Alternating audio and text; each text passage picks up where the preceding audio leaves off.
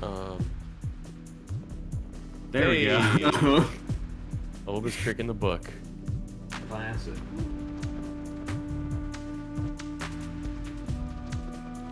Um, I, uh, I actually do have some old ones laying around. I have like a little dwarf guy and a little like other random dude. What? How do you see that? Oh, you're attached to good. If you have your thing set up, it just like automatically puts you in the. That's crazy. I know, doesn't it suck? Yeah, Also, I mean, we're use live. whichever by the you way. want. We're live already. Yes. Yeah. Oh, what's Oh. happening now? Hey, we are though. We are though. Whoa!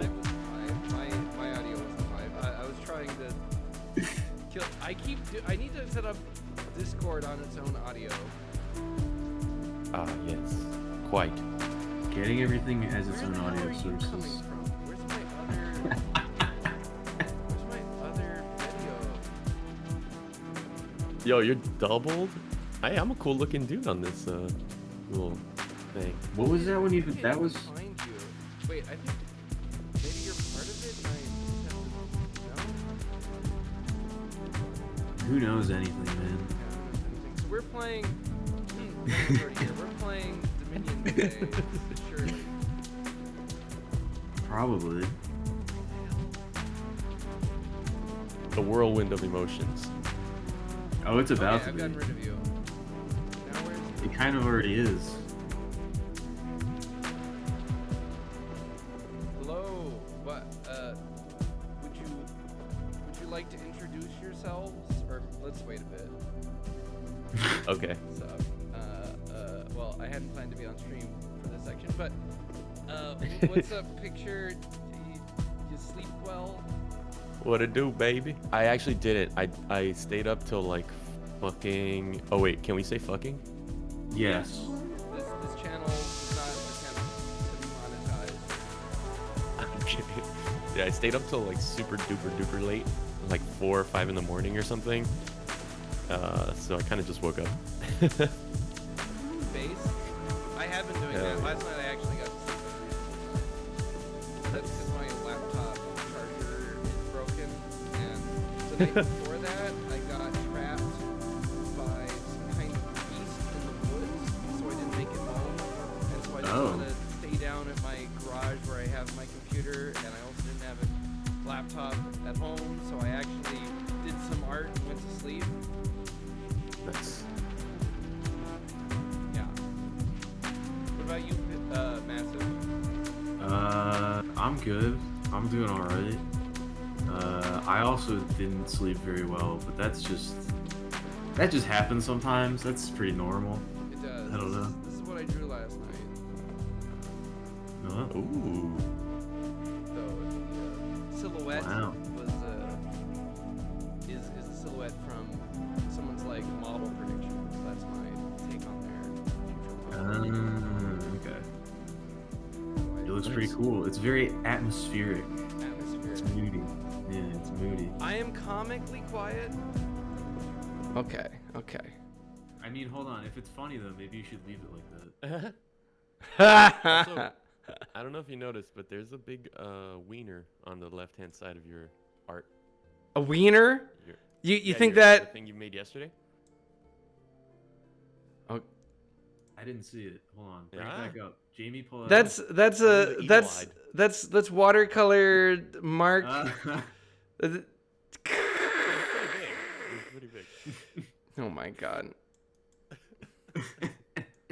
Okay, I'll have to redo it. Can't allow wiener. So this is actually because of I don't properly prepare my paper. So if you're gonna do watercolor, you kind of are supposed to pre-wet everything. Like go in and get the water evenly soaked and stretched so it isn't So like there's no mysterious unintended wieners appearing on your canvas. yeah. How are they, Potato? Are they audible? Yeah, what's the audio balance like in general? And is it balanced with this game? I need to I like was actually listen to my own audio eventually. Nah. So I know some people like have it routed so they're hearing what people are hearing. Yeah, there's ways you can do it. There's like all sorts of ways that you could put on like a professional production, but I don't really know any of them. Yeah. Churl picture massive in audio levels. That might be because I Wow, have. there's three different ones going on. Well, do I There's a have? hierarchy. Do I have your sound turned up? Perhaps. Where do I find that again?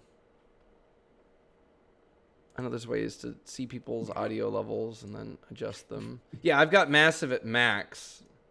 All right, picture you talk. Hey, what's up? My name Ooh. is Churl. Good morning. I'm also like eating my microphone just about right now. Okay, maybe I should do the same thing. It is kind of hard if people aren't. I'll put it directly into my mouth. I'll put it right down my throat. How about that? Nice. Okay, well I'm lowering you both then. Okay, well if anyone is or is not audible, we can address that as we go. We can not worry about it ever again. Yeah, we can just simply ignore the cries of chat demanding to hear one of us. The name is We're already off to a good start already. yeah. So I was playing some more of that Ozymandias game. I don't know if you've seen that one. It's very, very cool. I don't think I know what that is. Yeah, it looks really cool. The art style is sick nasty. Can you hear me now? Oh yeah, you were. What you if came I by. what if I talk like this? Is that better? He might have been joking, but What if I get really close to the microphone like this and talk? ooh, that's sensual. Oh, yeah, Talk that's very good. That's good. sensually. Yeah, like keep that. doing that. Keep doing that. So, if anyone wants to play with us, Potato, I know you played this game. We've played it a couple times. How did you get those? You had a few cards in your pack yesterday, Massive, that were not base game, but also not DLC. I made a lobby. I hit create new, and I don't have any. I have only one option, which is base. See, but you had cards that Oh, were. I guess I have promos too. Yeah, but how'd I you don't get the know- promos? I don't know. Do you not have access to that? Promo pack? I don't know. They're not popping up in my. I guess I won't buy anything right now. Does someone else want to make the lobby? I mean, I don't think any of us have any expansions. True. Well, then we will play the base game for now. There were a few. I've been playing the competitive but not ranked. If you go online, you can just hit quick play, which seems to be pretty competitive, and you'll like play with what other people have, or you can like look at their games, and sometimes you'll find someone like this who's got exactly what they want to play with, and then you go in and they've got some crazy build order combo and they played exactly the same every time, and then you can try to beat them, and then it's like beating some hard AI or something. Nice. But we will make It does seem weird to me that you can set up your. I don't know. It just seems weird that people would want to play like that. Like that they would want to set up their exact perfect scenario and then Yeah. play other people online. They're just knowledge checking people. I guess. I mean, people like to win. Or That is it true. could be their favorite thing. Like, it's if you didn't want there to be only attack cards and no moats, or things that add curses but nothing that can remove curses. How How do I make it so somehow there's found like it, so- passwords? Okay. Let's abandon that. How do you, is that by adding like friend? I went to Uh, players and I I don't found know. you with a game there, so I just jumped in. But Yeah, that is how I set it up, but I was thinking Pan? What does friend pan mean? they're probably just someone who accepted my friend requests because I'll occasionally send them when someone's good. Oh, create a private game. That's where it is. Okay. Hold a second. There we go. We'll play with the friendly strictness. So do you know what the difference is? I actually don't. I saw that, but I don't know what it does. Okay, if anyone would like to join us, the code is N1JB. I wish this game wouldn't mute whenever I click on anything, but There we go. Potato, you gonna get in here? I think Potato's sleepy, so maybe not. But if anyone else does. So the strictness adjusts like what is visible to us and how things can be turns are taken. So say we were in strict, you couldn't reverse anything. In standard, you only have the information that you can directly see in front of you pretty much, but it will also tell you score. Okay, we'll join if anyone wants to play. They can get in the next one. I will make a pinned message. See, yeah, I didn't. Okay. Yeah, I didn't know what any of that meant, but I saw it. So that is about like the UI basically, like what it lets you do. I mean, it's wow. I can't pin. Yeah, got to go to my own channel. I hate how you can't really do some things in OBS. Sometimes it seems to vary. Maybe it's because I'm not up to date, but you risk like the whole thing breaking when you update. yeah, The exactly. whole thing breaking when you update. Oh, here we go. Double audio. Yeah. There we go. Yeah. Let's. Oh, I wasn't in the game. Well, you've got 7 days to take your turns. That's Oh, I have to enter game. That's right. Okay. It'll be okay. I will not buy a curse, an estate, or a copper. But like I can see, since we're on friendly, we can see exactly what is in the discard instead of only the topmost card. Because normally you can't see, Oh yeah, you can. Okay. and it also will let you look at your own deck if you should have a deck that is, there's cards in it. So you'll be able to be like, okay, what are my odds of drawing these things? I did not know that. Oh.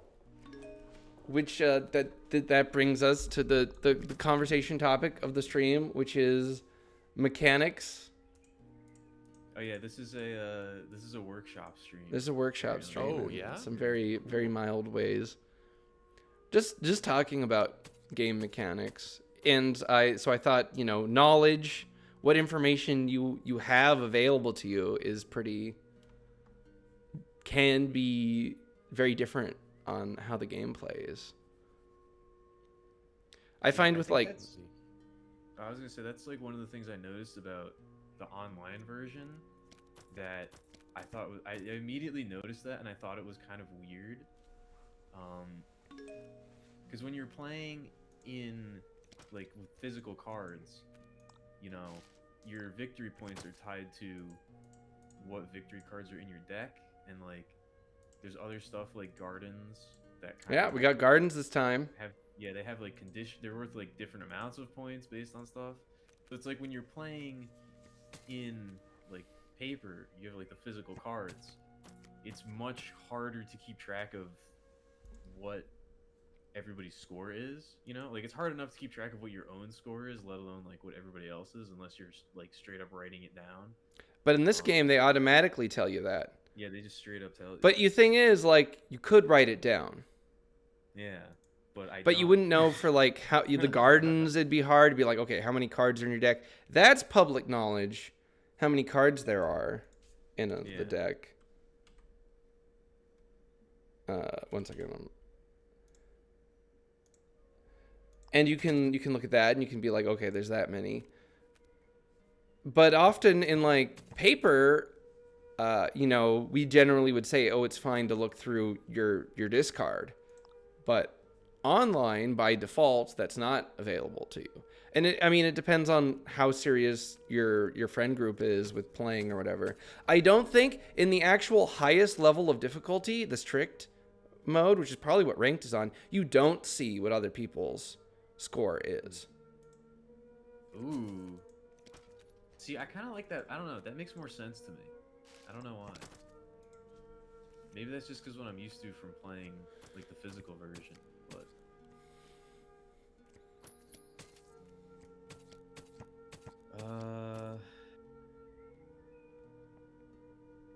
what do I want? Oh no. This Sentry strat is a little bit odd to me. Sentry? Yeah. I think it's really strong. Sentry's really, really good. Yeah, but when you have Sentry versus mine, I'm like, it? I think mine is over. Yeah, I think I'm starting to learn that mine is overrated. Is it really? Yeah. I mean, money's good. I think it's too. I don't know. I The feel like treasure it's too cards slow. are really good. I feel Yeah, like it's too slow. I don't know. I think its biggest problem, in my opinion, is the fact that it takes up. Well, I'm not going to get rid of either of those, but then the throne room's just going to repeat itself. And I mean, I guess I don't have any silvers yet anyway. I was just say you'll draw, so you'll at least get rid of one of them. I should have one silver at least for the merchants to do anything. I was gonna say the merchant strategy kind of relies on. I feel like I also always try to do cool shit with merchant, and it almost never works.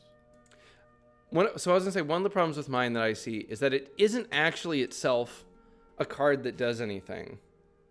Like, Yeah. when your deck is actually, like, good. But you can remove them then with sentries. That's why I really like the sentry, is because, like, when it's done thinning your deck, Yeah. it's a lot more useful in the deck than, like, a chapel or something, because you can still use it to, like, discard provinces or whatever. Yeah, totally. I just like buying copper, keeping the mine, and just doing high card draw and just like cycle. Buying the copper. Well, the mine, unlike a lot of the other stuff, puts the thing directly into your hand.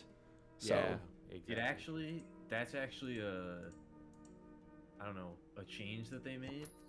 oh, really? I have like the original printing of the Dominion base game, and they've made a bunch of changes, and mine didn't used to do that.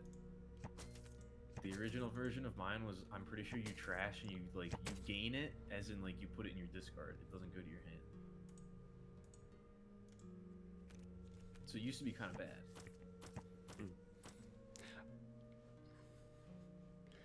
What if the gain to your hand cards? I mean, I guess we're playing.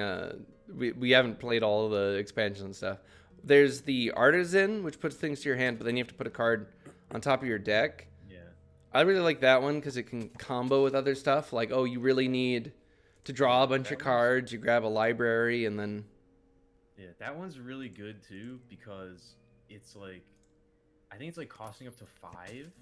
I think it's like the yeah, best. It's like the highest like free card gain or whatever. So you can like get pretty much any card with that, which is really good. There's like very few that are higher than 5 that you would like want a lot of. yeah. 5 is a pretty useful cutoff, and I mean you can get duchies with it in the later game to help speed up buying things. It works really well with gardens because it lets you get more cards per turn than otherwise normally. Hi, Cressy. Hi, Wolf. Hello. Boy. I'll get this shit out of my fucking deck. Get this fucking trash out of here. The one problem though with doing the sentry is, it kind of locks you out of the garden, which I Yeah. don't need any fucking gardens. no. You don't like No. to take nice little walks, smell the Never. flowers? Look at the province, dude. Look at that vast expanse of land. There's a lake. There's a vaguely defined village. There's a forest in the background. Look at that. That's true. It's like an ant village. Yeah, I don't need no freaking gardens. There's a I'm village. provincial. Oh wow, that village is small. I never even noticed that. It's like a budding village, yeah. I mean, if it's like a province, then it's provincial, right? It's on the periphery of the civilization. What do you think about the victory cards in this game? I'll What do have you mean? some. You'll have some, okay.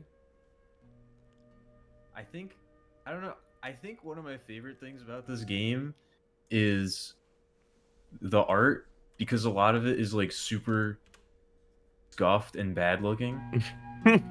That's my favorite part. Really? Like the quality of the art in this game varies It's all over the so place. wildly. It's Yeah. insane. I think it's Yeah. pretty painterly, at least in the core section of the Yeah. game. Yes. But look at take a look at Merchant. Just look at her fucking photo bashed face. Yeah. Look at And that Sentry's real. face Look at is- that real Ooh. picture they just put right over that. Are you sure? I don't know. That looks like it's pretty heavily traced to me. I mean, or if at it's least traced, at least it's not AI. insanely You gotta heavily accept referenced. the. Look at how much greater the detail is on the face and the neck than like her arm, for instance. Yeah, I have the physical version too, Cressy. It's great. We all love the physical version. Which is, I really like this trend of card games also having a digital version. Yeah. I wish they didn't Oh, charge really? as much for the digital versions as they seem to do for the physical ones. This game is like the digital version of this game is Oh. like insanely overcosted. I don't know what they were thinking with that one. Hello. Hello? Hello? Are we witching? Is it the witching hour? No, it's I've the been witching witching. I've been witching. Just I play have a your bunch of- sentries. I have a bunch of the physical version. I have wanna like have sentries. in the expansions. You don't and have stuff. any See? sentries? Ooh, kind of cringe. I really like the moneylender compared to the Moneylender's mine. good. Then you have to get Moneylender's rid of actually him, pretty though. good. Yeah. I never take these cards that are like situational removal if there's no other removal, because then they're just a dead card. Yeah. I don't know. Some of them though, like with Moneylender, because it gets you so much, like It is a very explosive card. yeah, you can get to the point where it kind of doesn't matter, you know, like you the game goes on for the game the game is over before it actually matters, you know. I mean, it depends. You can kind of go big. I don't know. If he destroys a lot of your deck, then your deck's gonna be small and you'll be seeing him a lot, and then he's not gonna be doing anything. These fucking curses. Well, how unfortunate.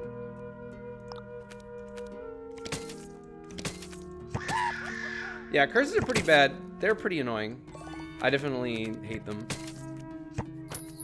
They But just you know, keep one showing way up. to avoid them is to deplete the curse deck completely. We're finally audible now. I've 40 won 40 games. 45 minutes into the stream, we're You audible. were That's supposed to good. tell me. You were supposed to tell me. you said one feedback, and then you were like, "Oh, I'm not allowed to give any more feedback." I see. Does us being audible make the stream better or worse? Oh, How do that's you feel true. about That's that? that's the real question. Are you glad about that or are you not happy? So one thing I was going to talk about was with like the information is should things be concealed in a multiplayer game? Should they not be concealed in a single player game or some combination?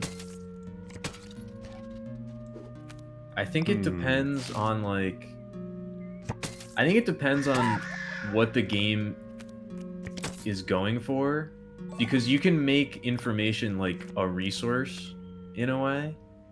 Like I don't know, like one of the things in like Magic, for instance, is like being able to know what your opponent has in their hand is like really powerful. So like cards that just straight up give you info, Love Or, my like, they just- Gitaxian probe. yeah, that just let you see what your opponent has, even if they don't actually do anything. Like the information itself is like a valuable thing to have, you know. Yeah, know if they're holding those 2 islands for a counter spell or just to mess with you. Just because they like to have them, you know. I just got rid of I think like 4 curses out of my deck in that one turn. Bravo. That felt very good.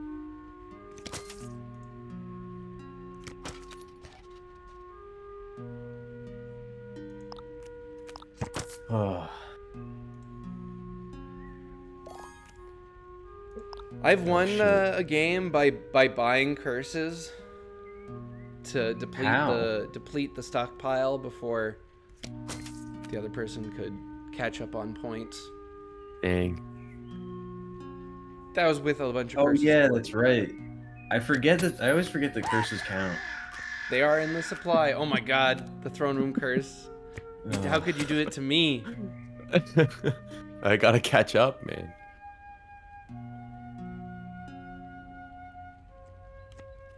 Yo, Tough. yeah, It's you're tough out here. fucking hosed. 4 points. It's tough out. Fucking embarrassing. Yeah. Okay, we gotta start punishments. Perhaps a punishment wheel. Fuck, I can't actually do that. Okay. Is that the type of stream that this is gonna be? I hadn't planned for it. It's only because Picture is losing so horribly. Yeah, okay. it's tough. It's tough. But speaking of, neither of you ever introduced yourself. Oh yeah. Oh my god. I didn't have any money in that hand. Can you believe it? I can believe it. Once you get too many provinces, if you go soon, but still better to have them because like you can only get one a turn at like most, and so. Oh baby. Ooh, it's close. It's getting I've seen close some now. really sick buy strategies where you like get so much money and so many buys that you can get more than one province. I played against somebody who did that, and it took them so long to set up that they were able to go off. They were able to do that exactly once, and they still lost. Yeah. It just took way too long for it to get. It was cool. I got to watch them take like 5-minute turns, but it didn't really work out in their favor at the end. If you hit the quick play button, that's going to be like half the matches cuz like the sets they put on the most sale were like the worst offenders. The worst of, possible sets. Yeah. This is atrocious. This is the worst thing that's ever happened to me in my entire life. Jesus Christ. Having to settle for a duchy right then and there. Yeah. That's all I've got. My deck is mostly victory cards and curses now, it seems like. It happens. That's the vast majority of my deck.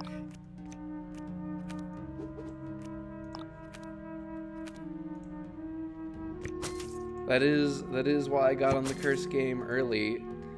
Yeah. Oh, I love It's it. not looking good for me. You love to see it.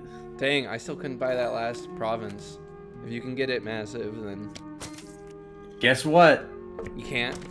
Guess what? So my deck right now, I think what I did was I only have like $9. And at first when I was able to like combo the whole deck, that was enough to And buy the now provinces. It's not But now, quite working out. now that I have to draw them all, Yeah. can you buy the last province so I can win? Picture? Oh my god. please? This is horrible.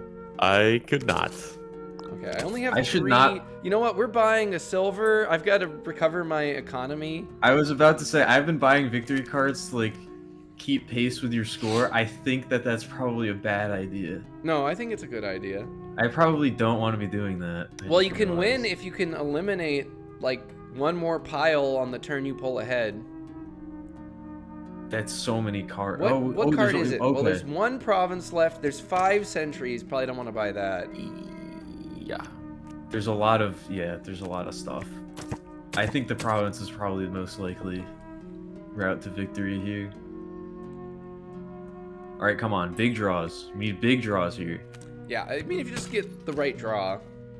I like Neither of those. the element of randomization that it comes Oh up my in games God. like these. Ooh. $3? Kind of cringe.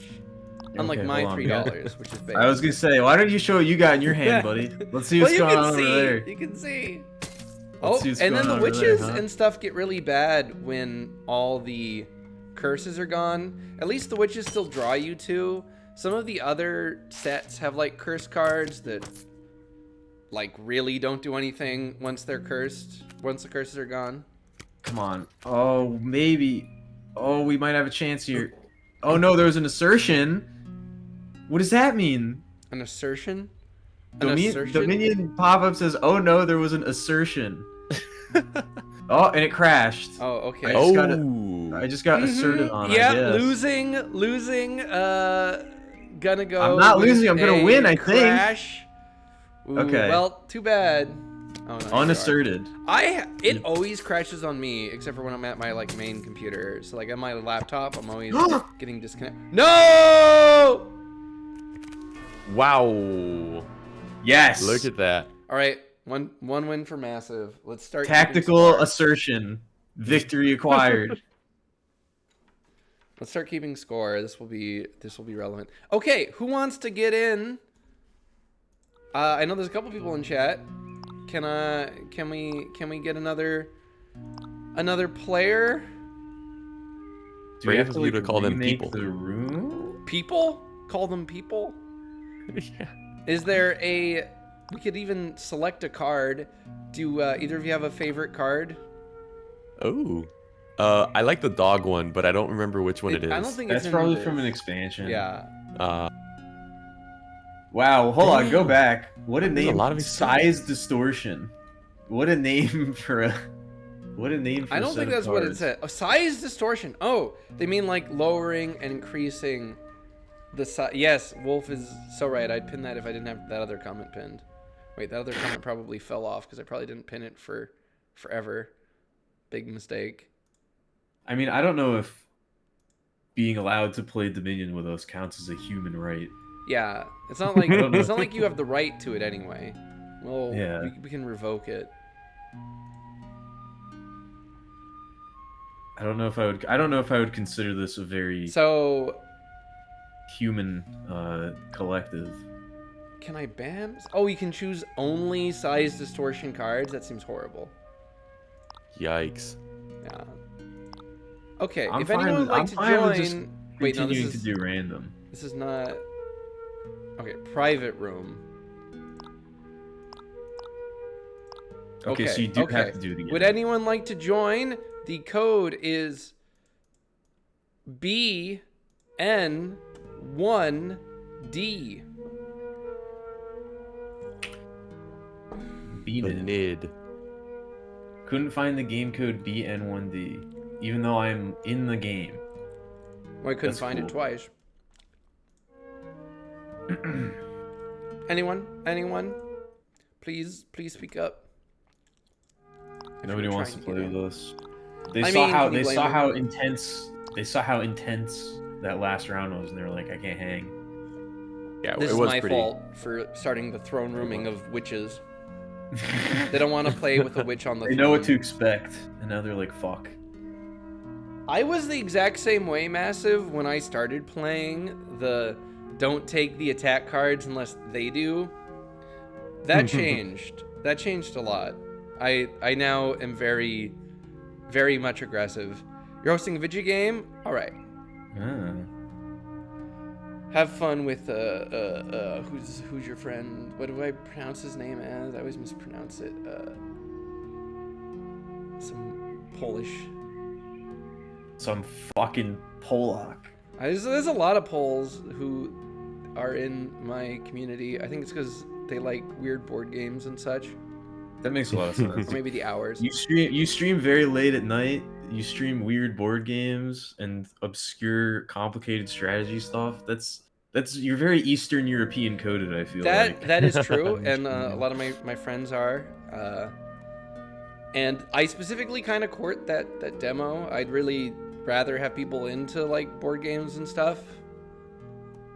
Yeah, Is Polak considered offensive? Am I allowed to say that or no? it's okay, probably. They'll be destroyed as soon as Russia's done with the Ukraine anyway. So, all right. And it doesn't seem like anyone else wants to get in. Also, right click spotted. yourself. It's pretty funny. Right click myself. It's you. It's me. Yeah. This is your. It That's says true. you. This is you. This is your opponent.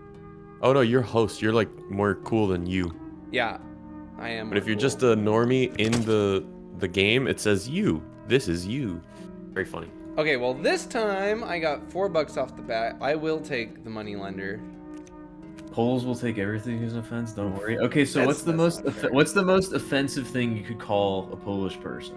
Polish. I, If they're gonna take offense to everything, I might as well just go nuclear. I might as well just go for the most powerful option. this seems like a bad line of conversation. We love. I mean, we it sounds love like a my great line of Polish viewers. I conversation. love the Poles, except for if Kronowski's in chat because he hates the Poles so much, despite being one. In which case, It sounds like a great conversation to have not on my own stream. yeah, get away with it. Yeah, Potato's What to immune to do? insults. The autist, okay. the bully fears the autist, who they cannot. They'll I'm get biased, mega so- triggered. Oh, even he. Okay. Even Potato doesn't like it. That's the one, I guess. Okay, I guess we That's know. that's the answer. You're never supposed to show weakness, Potato. You can't feed the trolls. What? Okay, so that was another thing I had wanted to talk about: attack cards and smack talk in Okay. games. Ah, yes. I want to talk about Cruelty Squad. When is the sequel coming out? Or the guy's next game? He's working on a new one. Whenever anyone talked about Cruelty Squad, for the longest time, I thought they were talking about Bay 12 Games, which is the one behind Dwarf Fortress. Other game, Liberal Crime Squad. Liberal Crime Squad. Yeah, I always Cruelty thought that's what Squad they is were kind of talking like about. the exact opposite of Liberal Crime Squad. It's like libertarian enforcement agency. And that's not a joke. That's kind of exactly what Cruelty Squad is, like in the universe. Say Pierogi's trash and Tortellini's better.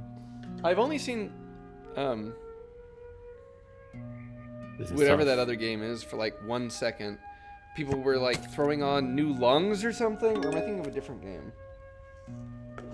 I mean, you're gonna have to get a little more descriptive than that, I feel. They were like adding lungs to their body as like they were changing up their body parts physically to influence. Oh, I don't know what that is. That Oh sounds yeah, pretty that's cool, like though. that indie game, right? It's still in development. Okay, that's a different one then. You two are giving so little information to go off of. I don't Yeah, know what well- you're talking about. Okay, what do you guys think about that? Like instead of a deck building game, there's a body building game. That's cool. I know there's been a That would be couple of pretty those. cool. I mean, that's kind of an idea. That I think we're I've putting seen at into the- least 4 games that do that. That's kind of a thing that we're doing with the dungeon crawler. Oh, the dungeon crawler. Is that There's what you guys are gonna be working stuff like on? that. Vaguely. Vaguely. Yeah, it's in we're deep in Idea guising pre-production. about, rather. Yeah. Yeah. It's very deep in pre-pro right now. So there's enemies. That much we know. There's enemies, and you can play it. Are you an individual in the game? Yes, you're an individual. So You you're are not, an agent, in fact. You are not a group. No, it's not party based. It's solo. Well, it could be party-based if you're that kind of guy. If you're have split personalities. Well, no, if you just like partying. Oh, true. You could just throw it on at a party and be like, "Hey, everybody, check this out. Check out this cool game." What do you think about gaming at parties? Like a game like this, card games, nice. Some of them have to be a bit simpler or faster. This is the kind of game I could play with the bros, with some brews, and some barbecues, and some This babes. is a good one. But I used to have some game nights with my friends pretty often. Those were always fun. There were a lot of heated games of Pictionary. Ooh, nice. I'm a big Pictionary fan. There was a lot of slurs were slung during certain games of Pictionary, depending on who was paired with who. some can make you pretty upset. Or that can pass for jokes and hilarious. I know that. What's that game? Oh, Jackbox. Oh yeah. I know there's like a toggle you can have on Jackbox that removes not necessarily offensive comments and suggestions, but actually the most common jokes that people make, which are all very offensive. Because Interesting. people are very bad at making jokes. Like half the jokes are just 9/11.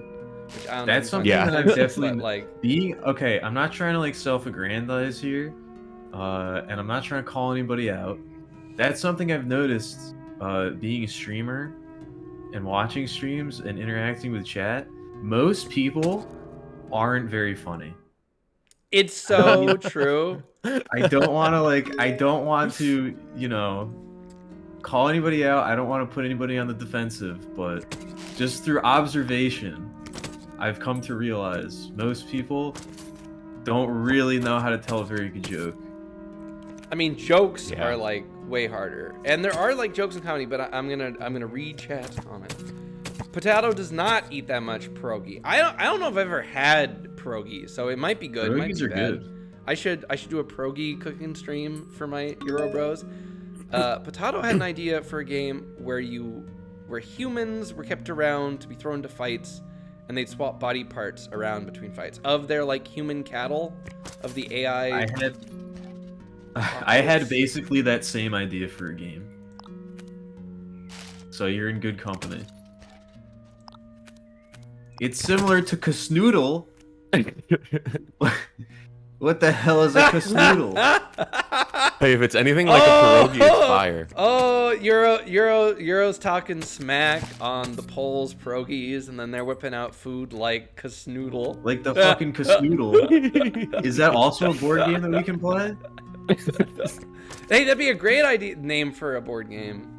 It sounds Apparently it's like already one. taken, It sounds though. like a very good Euro board game. You can steal names for these things. Hi, enemy. Well, it wasn't my game design. Welcome in. Your character is very very cute, enemy.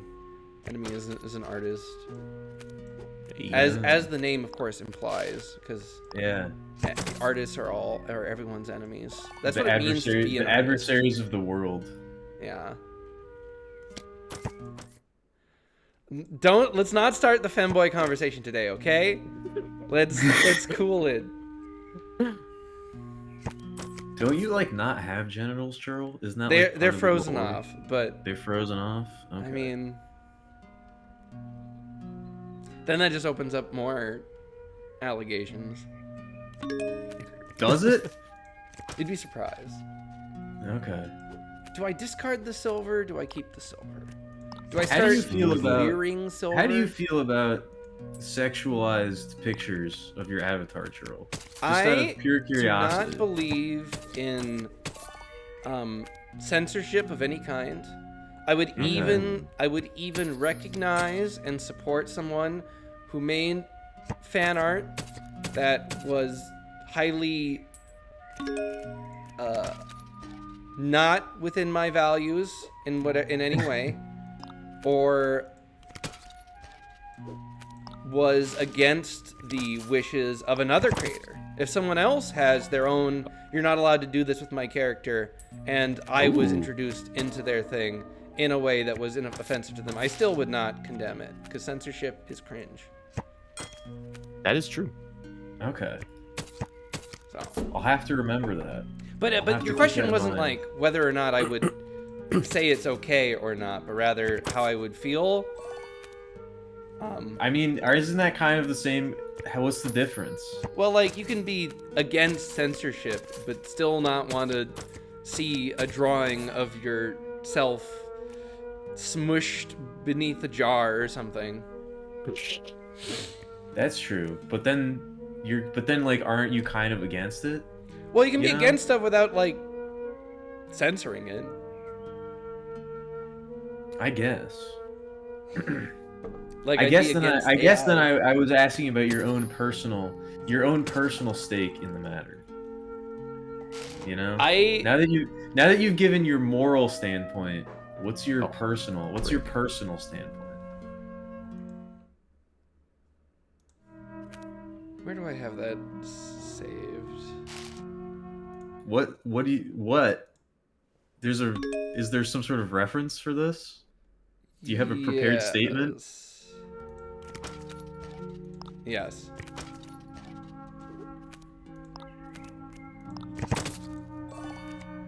Where is it? I think I'm gonna lose this game. I don't think I'm. Yeah, winning this I was one. big braining too hard. I Yeah, think I it's also easy threw to get this a one little away. bit too in the sauce. Where is? What do I have it saved as? Where is it? Oh my god. Image.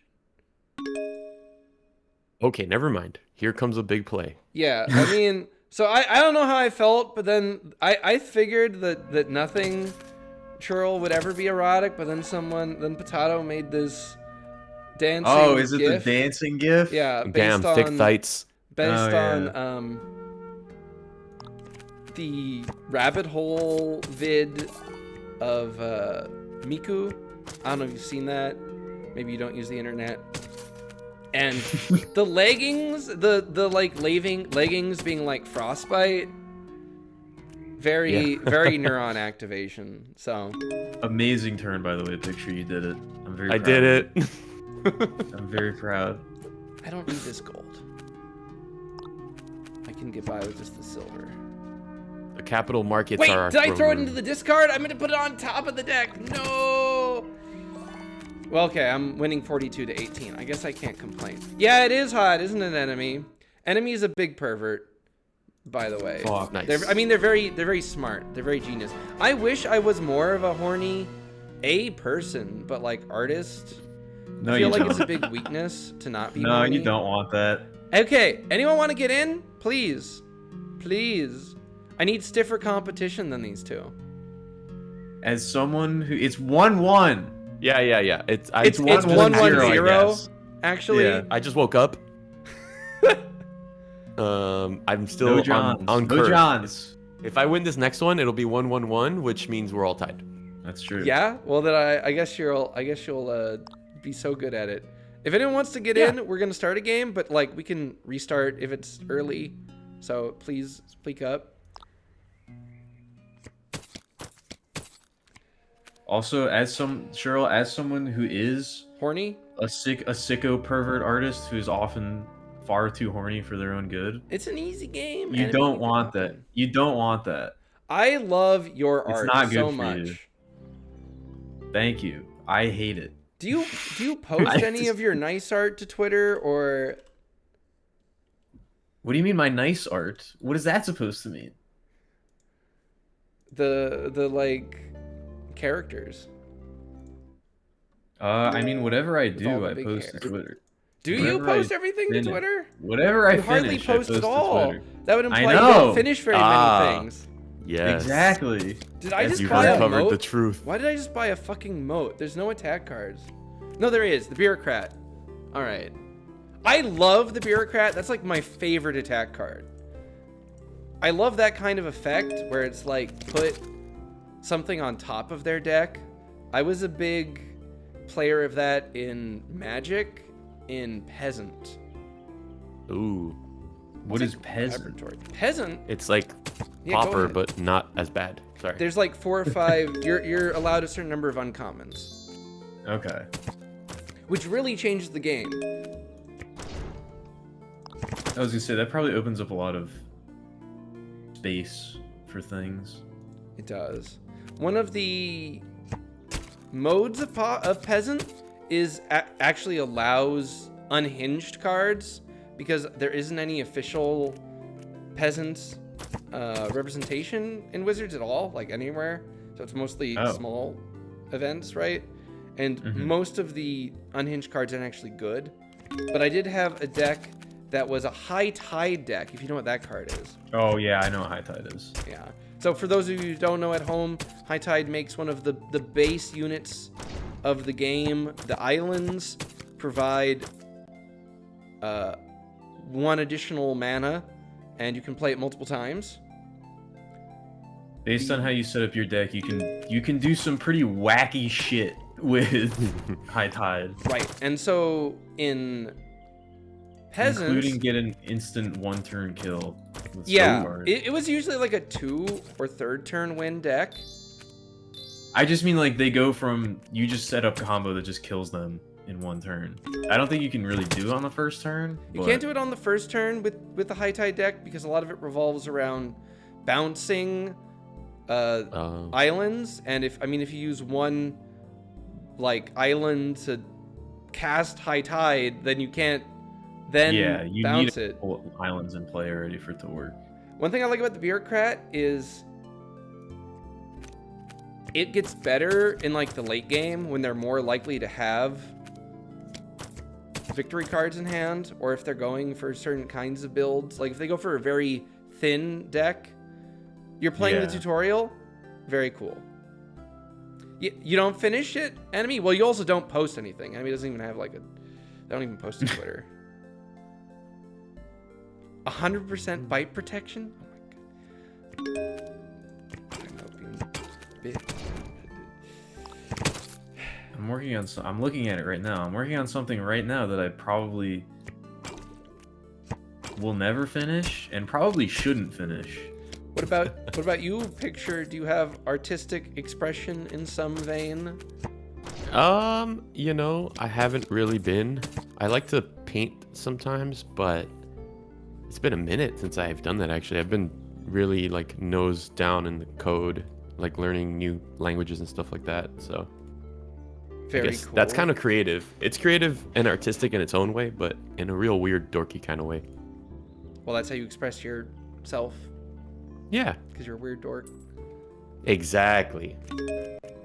I love No, that's I love the it's- throne yeah. room when it's all you have. Great card. I really like Smithies. I think they're underrated. Like, just seeing a lot more cards, getting through your deck faster. Because, like, getting through your deck is pretty strong because then you usually are drawing better things. Oh my god. Because you Yeah, normally will be definitely. putting good things into the deck. What do you think about, like, deck size and deck size manipulation?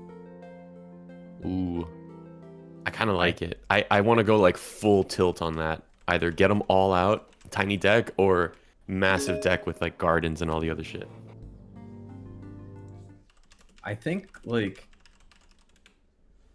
I don't think that there's enough I don't think there's enough cards like the garden, at least from what I've seen, that like incentivize having a larger deck. you Yeah. know?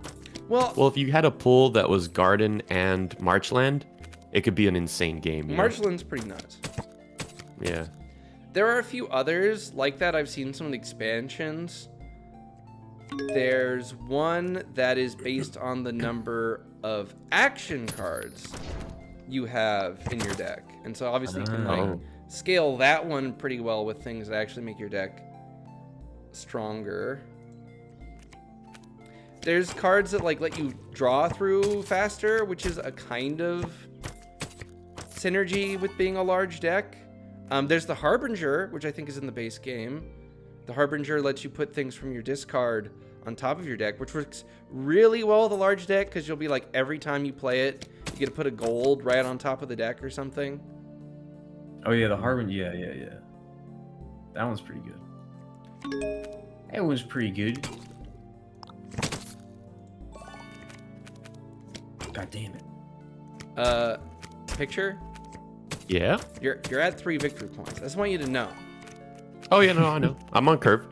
You're on curve, okay. It can be really hard to catch up. Yeah, I know. Top deck a It's, victory card. Oh, fuck you. Yeah, it's Alright. tough to catch up because you need to like. There's like a hard cutoff on like when the game is gonna end, based on how many provinces are left, and then in order to catch up, you need to start adding victory cards that don't do anything and are worth less points. per Right. province. So, Yeah, it's tough. It's tough. Basically, if you can get half the provinces, it's pretty hard to lose. yeah. Because you can just start buying duchies even if your deck is like petering out. Yeah. Oh no. I really like the throne room as a way to get like bonus actions in supply piles that aren't normally. I really like the way of randomizing it that they do in this game with the variety of selected things. I'm really a random gamer. I like games with a lot of randomness in them. Are you Orange you're so gamer. random, XD? Yes. I have this one photo. It is so embarrassing from Oh god. I was so young. I was so young then. Of me with like sporks in hand.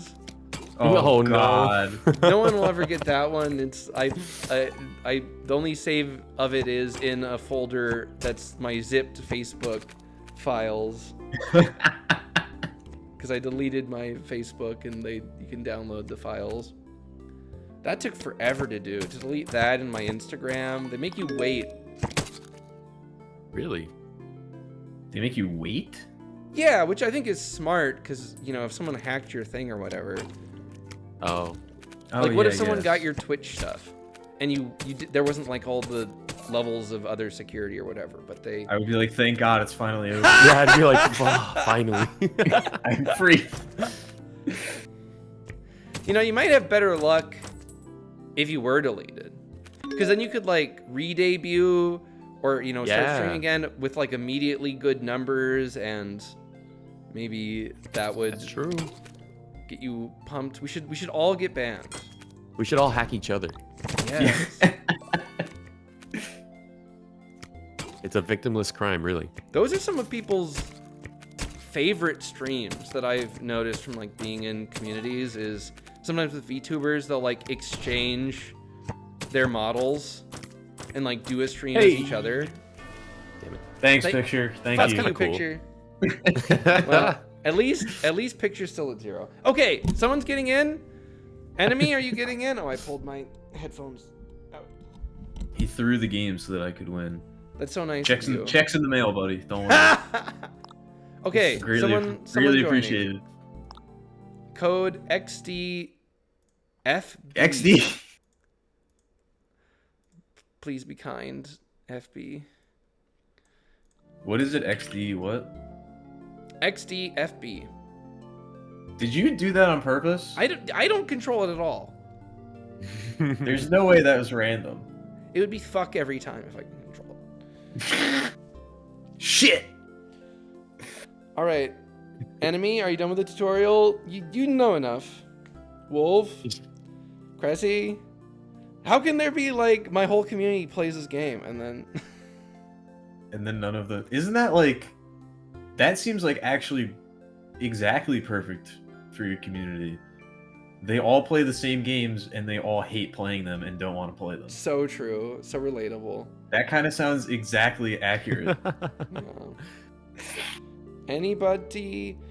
I'm almost done with one of my Dominions games, which, as far as game mechanics go, I would say that's definitely an example of bloat and a game where there's a detrimental effect from having too many mechanics.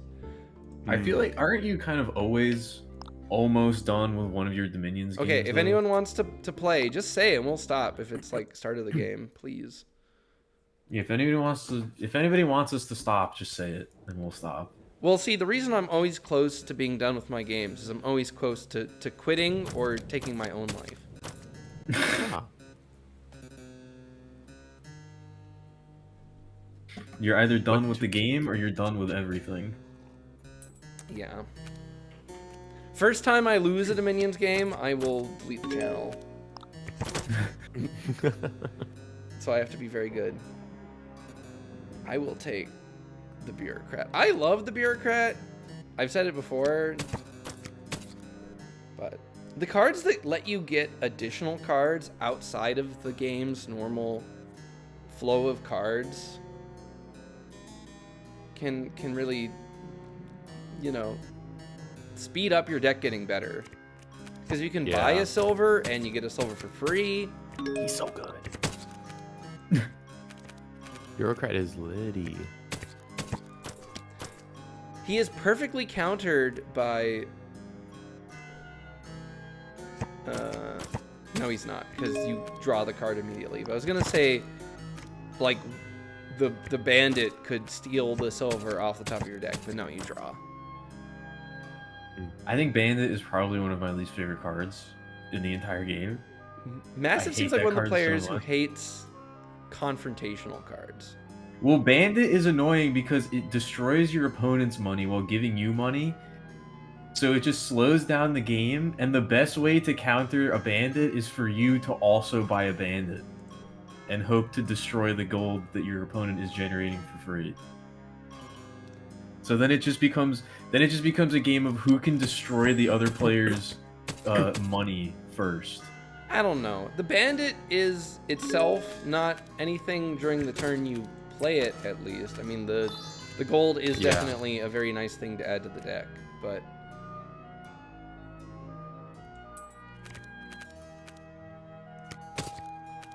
But, like, if you just simply can... Are you get kidding me, off dude? the Are you fucking with me right now? silver and gold economy by having all your money come from, like, festivals or... Alright, I think I know what I have to do. I'm not happy about it, but I know what I have to do. Bureaucrat? No, I have to discard 2 cards to draw the 2 victory cards that were put there by you fuckers, and then end my turn because I can't do anything. Ooh, that brings up one of my absolute favorite and most hated mechanics. What's Thrones of Decay, Wolf? One of my most favorite and most hated mechanics is managing your draws and your deck. So right now I have a village in hand, and I have 2 coppers and 2 estates. I have 5 cards in my deck. If I draw an additional card, these cards are going to get shuffled into my deck, and the cards I draw in my next hand will not make it into the graveyard. I know that I've played certain things, and so I can look at them and be like, do I want to draw that one additional card? Well, I see a Century Village in silver. Those are good cards. I would like those back in the draw pile. And then the things in my hand are bad, but they'll end up in the draw pile regardless. Are these things good? Well, I can look at them. There's a bureaucrat and a copper, so they're not very good. I'd be happy for those to be not in the draw pile, so I will draw. See, that's too 5 big heading. brain for me. That's what we call Yeah. 5 heading. And that's Yeah. really important in games like Slay the Spire. Like, that's very crucial to win on the hardest difficulty, to manage those. Oh, Warhammer 3 Total War. I loved Total War Warhammer 2, and 3 looks like a big downgrade. Yeah. I would love to do a Total War Warhammer 2 stream, because it's a cool game. Fuck! You Hell just need yeah. to get rid of those provinces. Ask the duchy. I need to fucking get rid of you two. That's what I need to do. Whoa! Rude? Yeah, rude. But what do you guys think about confrontational cards, like the attack cards in this game? Do you like your multiplayer games to be adversarial? That's tough. I love it in this game, honestly, because everyone's on the same page. And it's a pretty quick game. I don't think Yeah. my strategy's gonna work. That is I really don't know. painful when you're like, I'm gonna try something new, and it doesn't work. I don't know if things are gonna pan out in my favor. I have a friend who really does not do well with confrontational games. Like, we grew up together, and he would get so upset in games like Risk and things. Oh no. And it makes sense, right? But he still gets very upset at those kind of things, or dejected when it's confrontational. But he's like good at games. However, you know, those kind of things can get you tilted, and then you lose because you're tilted. But he really yeah. loves games where you're kind of working towards the same objective, even if there might be victory conditions that one player can get that others can't. Like, say Arkham Horror. I don't know if you ever played that. No, I haven't. It's pretty popular in board game circles. It is a fairly older game, so it's pretty complicated because it's in that age where, wow, none of them? Okay. It's in that age. Take your fucking free silver and get out of here. Where I like the silver. Where Take your like free the silver games and were get out getting of my very face. complicated before computer games existed. So there was like people who wanted really rules dense things, just made really complicated board games. Oh Where you yeah. move around a map and you're stopping portals into Lovecraftian horror dimensions and trying to stop an old Cool. god from awakening. There Pretty we fun go. little That's what I game. wanted. Yeah, sounds cool. Obviously, there is a group working together dynamic in stopping the monster. If the horror wakes up, then everyone loses. At least in the original game. In the sequels, they made it so there's like you can fight the elder god and beat them up with lots of machine guns and dynamite, but in the original it's like, oh, they woke up, you're dead. And there is a victory condition that most people don't really pay attention to because they play it as a cooperative game, but whoever has like the most trophies and shut the most gates, but those are actually resources you need to spend to actually have a shot of winning Oh. the game. Yeah. Again, like stopping the thing, so it's very do you spend your victory condition to help the group, or Damn. I realize I have no money. I That kind of is- didn't notice. I kind of didn't notice until just now, but I don't think I have very much money in my deck. I have done it where I can't buy anything, where I have like no money left and I have to buy coppers to like get back into the ability to buy Yikes, dude. things.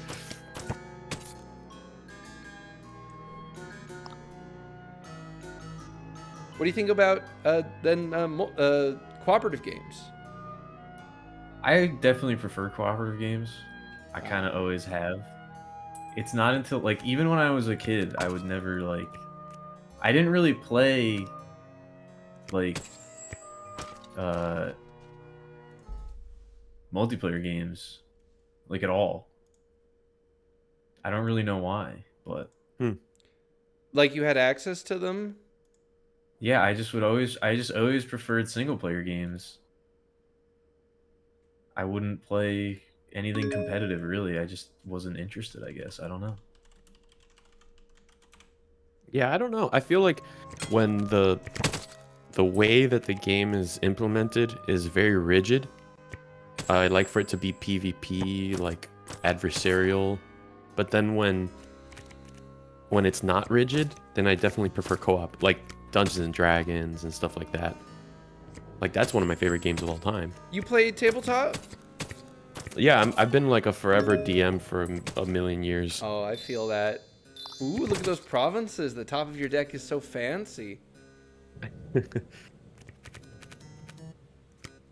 Yeah, I've been stuck as forever GM. I actually got to play in a game last Friday, and I'm gonna get to play in another game this Friday. Ooh, nice. Wow. If someone had told me that by starting streaming I'd get to actually play in someone else's game, I would have done it like 10 years ago. Hell yeah.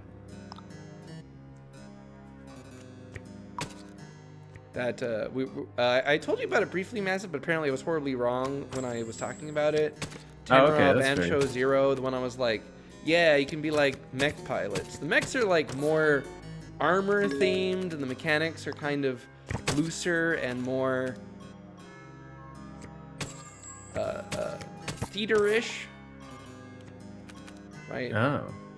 Like a lot of role play aspects, but there's like art. In the roleplay? There's Oh, this is a session- horror. it's- This is the worst hand I think I've ever. Oh no. Wow, nice turn. Oh god. I have 1 copper, a village, and 5 estate cards. 5 estate cards? Why do you have so many That's- estates? Oh, you mean victory cards. I mean victory cards, yeah. It's like it'd be very bad if you somehow got 2 estates thrown in That your was deck. super epic. Okay, well, I think I've lost. I agree. I did. No, we can't let Picture get a win.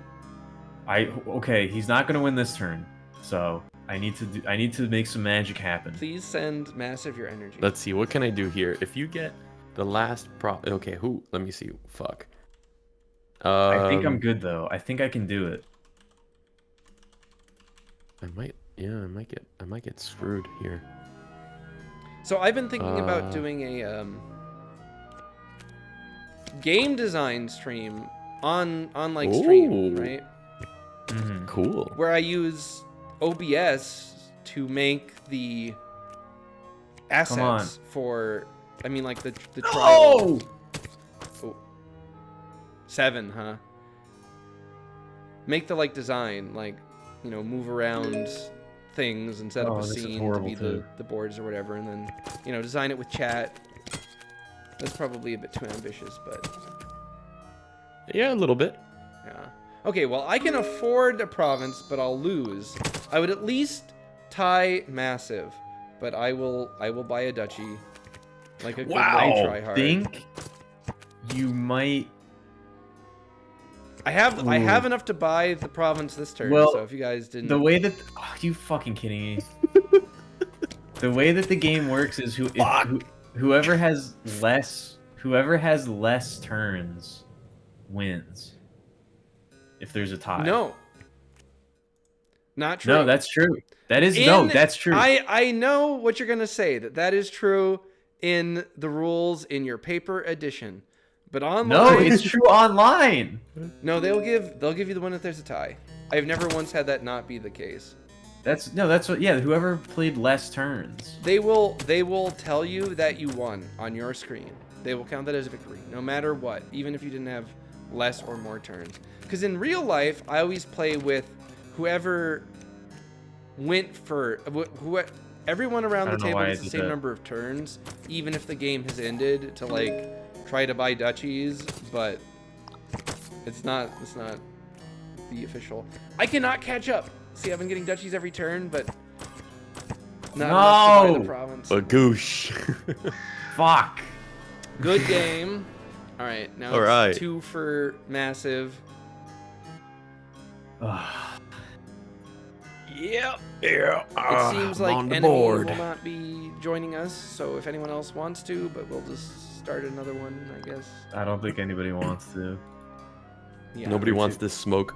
They're too intimidated. As they should be. So the game you're working on, the dungeon crawler, is it meant to be a dungeon crawler, dungeon dive, or just dungeon aesthetic? Is it inspired by your D&D playing? Ooh. No. Unrelated. Yeah, unrelated to D&D.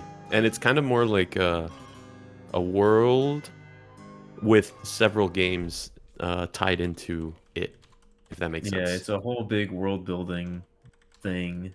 And the dungeon crawler is like the first project set there, I guess. Yeah, we went with like the simplest, sort of easiest to actually create, so that we can Actually You do know, it? build small and then have each, thing get more complicated as we go and so on. Yeah. Yeah. Massive, you gonna get in here? Is it? How do I do It should that? be in your games, and it should be like invitation. View invite. Oh, okay. Have you ever played Is Root, this- the okay, board game? Now I'm in it. I Now I'm haven't in it. played Root. I've definitely wanted to play Root. Don't they have an online? I don't know if they Version have as an online well? one. I think they do. I'm pretty sure I saw that. That's That game is very good. That's how I would do a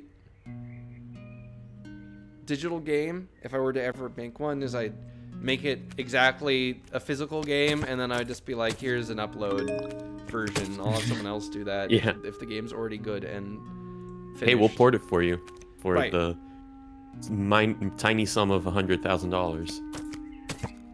Yeah, for the tiny sum of all rights and profits.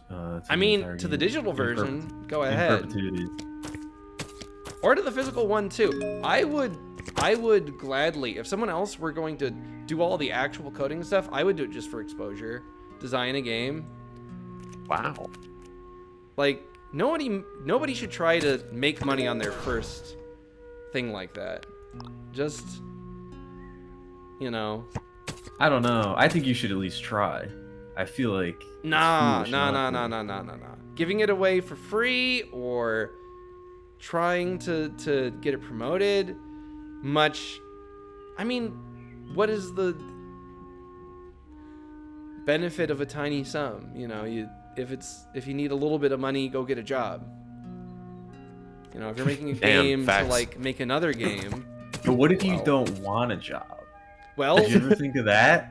then you also then You're you need fucked to if make you're a trying game to make for it with free games. and then make another game that is actually successful because you Yeah. have some clout or whatever. I think you might be selling yourself short. I think you just might be. might be I valuing think you money might be lowly. casnoodling yourself. I don't know. Where I live and my like family and culture is a very much a clout based society. Okay. It's very much influenced by like gift giving, and it's like a hospitality sort of I engagement. see. So it's your status is more in what you can give than in what you have. Cool. And if as long as you give and are, you know, respectable, then you will also in turn have a support network. We're very Okay. removed from society. I was about Nice. to say I live in normal society, so Yeah. I need money to do things. I don't know. I spend a lot of time in nonprofits and like helping out homeless people. And there's a lot of assets, though. You're not going to be designing a game while you're on the streets. I mean, That's you true. could be. There could be. How do you know? can. There could be so many homeless people out there with just the most brilliant schizophrenic ideas for games. They're playing just- Calvin Ball, but all day long, and Yeah, they have the most detailed, complicated mechanics anyone has ever seen. I They ran just a haven't had couple. the chance to let them be made. I ran a couple choose your own adventure text-based games while I was homeless, and I definitely put a lot more effort into those than the normal. You were homeless at some point. Yeah, I've been homeless at multiple points. When I got kicked out at 17, when I moved a couple times, I've moved and been like homeless when I moved, and then just worked stuff out when I got there. Hmm. Texas, and then where else? Texas was nice. Just around here, out of my car, and then there was the hitchhiking from California back up to Washington. That was pretty fun. Damn, that's a long drive. It's beautiful and really nice area, at least the season I was in. Slept out on people's cattle ranches and stuff. Went up the coast. Did I could have sworn I bought a poacher at some point, or a sentry. I guess I didn't. I guess Only I one thought I person's did that, bought a and I just sentry. didn't. You can see because we're in friendly mode. You can look, whereas That's true.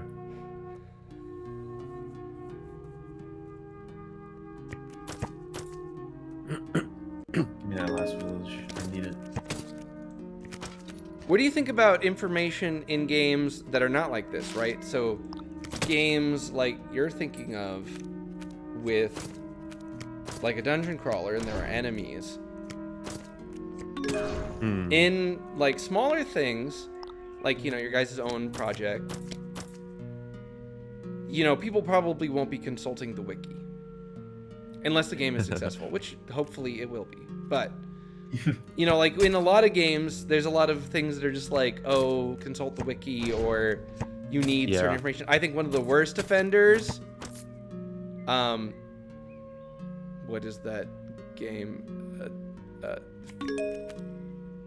The one with scary art and penises and you know what I'm talking about. No, Uh, actually. You're gonna have to be more specific again. Is it? Are you thinking of Fear and Hunger? That's Fear got and Hunger. premises. I am thinking of Fear and Okay. Hunger. Oh. See, you knew. I did know. See, you knew. I was thinking Among Us, so I was way off. Yeah, Potato, Fear and Hunger. You were thinking Among Us? Yeah. That was a delayed reaction. But, you know, like, Fear and Hunger is a horrifically... Look up the guide. Go look up the All Bones Jones video on how to specifically beat a specific monster. Because it's like, oh, you have to hit it in the hand or you'll be permanently butchered for the rest of your life. On the first turn, mind you. You have to do this. Jeez. It's a based game, sure. if whatever that means, but I would say it's Based an on awful what? game. I would say it's one of the worst games ever made from a game Oh, wow. perspective. RNG in the game is running in, looking in the library, immediately grabbing the portal stone, which is a 1 in 1,000 drop, going into the god's realm, walking specifically through the void because you know exactly how to walk through the void, and then winning the game See- that way.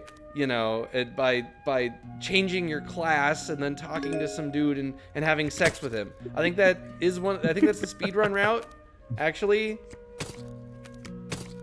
See, I think stuff like that like works in games if like it's a game that isn't like the fun part of the game isn't winning, you know? Yeah, exactly. Like I think it's better to obfuscate information like that, and like you can make it much more immersive if you're like if you hide like all the numbers and that kind of shit from the player, then they sort of have to immerse themselves, you know, because No, They're 'cause not they just, go like, look trying it to- up. yeah, well, but that's like That's the you game, know. I feel like. yeah, that's the game. Like, I agree with Massive a little bit on this. Like, it's a shitty got my game gold, if fuck you're you! looking. Whoop. if you're like looking for the game to be fun in a traditional sense or fun at all, then it's a horrible game. You could say the same thing about like you could Yume look Nikki or stuff up something. in any game. You could install Cheat Engine, you know? I love it- Cheat Engine. I use it it for comes my down- idle games, like idling games. I'll play them at like 50 times speed, and then they're much better games. Well, now that you've just said that, all of your game design opinions have just been Okay, well, shelved I permanently. think my game design opinions are better because of it. Because there's oftentimes a game where the mechanic, the strongest decision you can make is just to stand still. Like in Sunless Sea, they have these events that trigger on islands once a day, and there's like an island you can sail to. I mean, the map is randomized, which I think is a great use of RNG, having the map be messed up. And one of the islands you can sail to, if you just idle in the bay, you can get one of your stats up to like 80, just never running around or doing anything. And it's like, well, Wow. if I set this to 100 times speed, I could instantly do it. It's like, I would rather there always be some cost or risk of failure or incentive to not do that. Yeah. Yeah, it's like Wolf was saying, like RNG games can be like you have to try and strike a balance between like RNG and like, you know, fun. I Like, you can't just I make- like RNG. It's like That's what I'm saying, various though. You- kinds. Yeah, you have to like include ways of manipulating it, or like you have to. My other gold? I'm not I using think- bandits. I have to buy those, okay? I think it's like you need, if you're gonna include it, if you're gonna make a game that has RNG in it, or that's like a, you know, that kind of thing, you have to make sure that the base gameplay is fun, even without all the extra shit on top of it. Like, Yeah.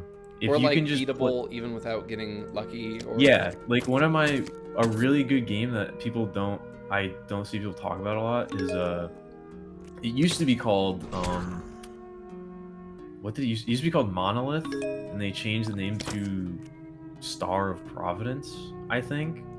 But it's like a twin stick shooter, like dungeon crawler type of thing, and you can beat the game without ever upgrading your ship and without ever getting like a different weapon, and there's like an achievement for that. So it's like, you know, there's a bunch of random challenges, there's a bunch of perks you can get, there's a bunch of different weapons you can find and stuff like that, and like there's a ton of RNG, but like just playing the game even without that is still fun. So like it doesn't you know, it doesn't take away from the experience. Yeah. Yeah, I think games get a bad rap for being called games. Like there's, you know, there's too much. Gamers too are much really there. the most oppressed. Yeah. No, I think what Picture's saying is they deserve to be more oppressed. Yeah. Definitely oppress them more. Take that. But no, for real, like if you think of the word game, you think of something that's supposed to be a fun pastime. But I games, don't agree. My definition No? of game is something difficult you choose As to do. as a Dominions player, I disagree. Yeah, I mean, if that's, I guess it kind of can break apart. But I like video games or games in general as a medium. I feel like there are games like Co-op that you could say that's a toy, you know, and it's just something you do for fun and you get really good at it, and it might be really satisfying to try to speed run it. But in the end, it's like it's not really a game in the same way that like other games are, you know.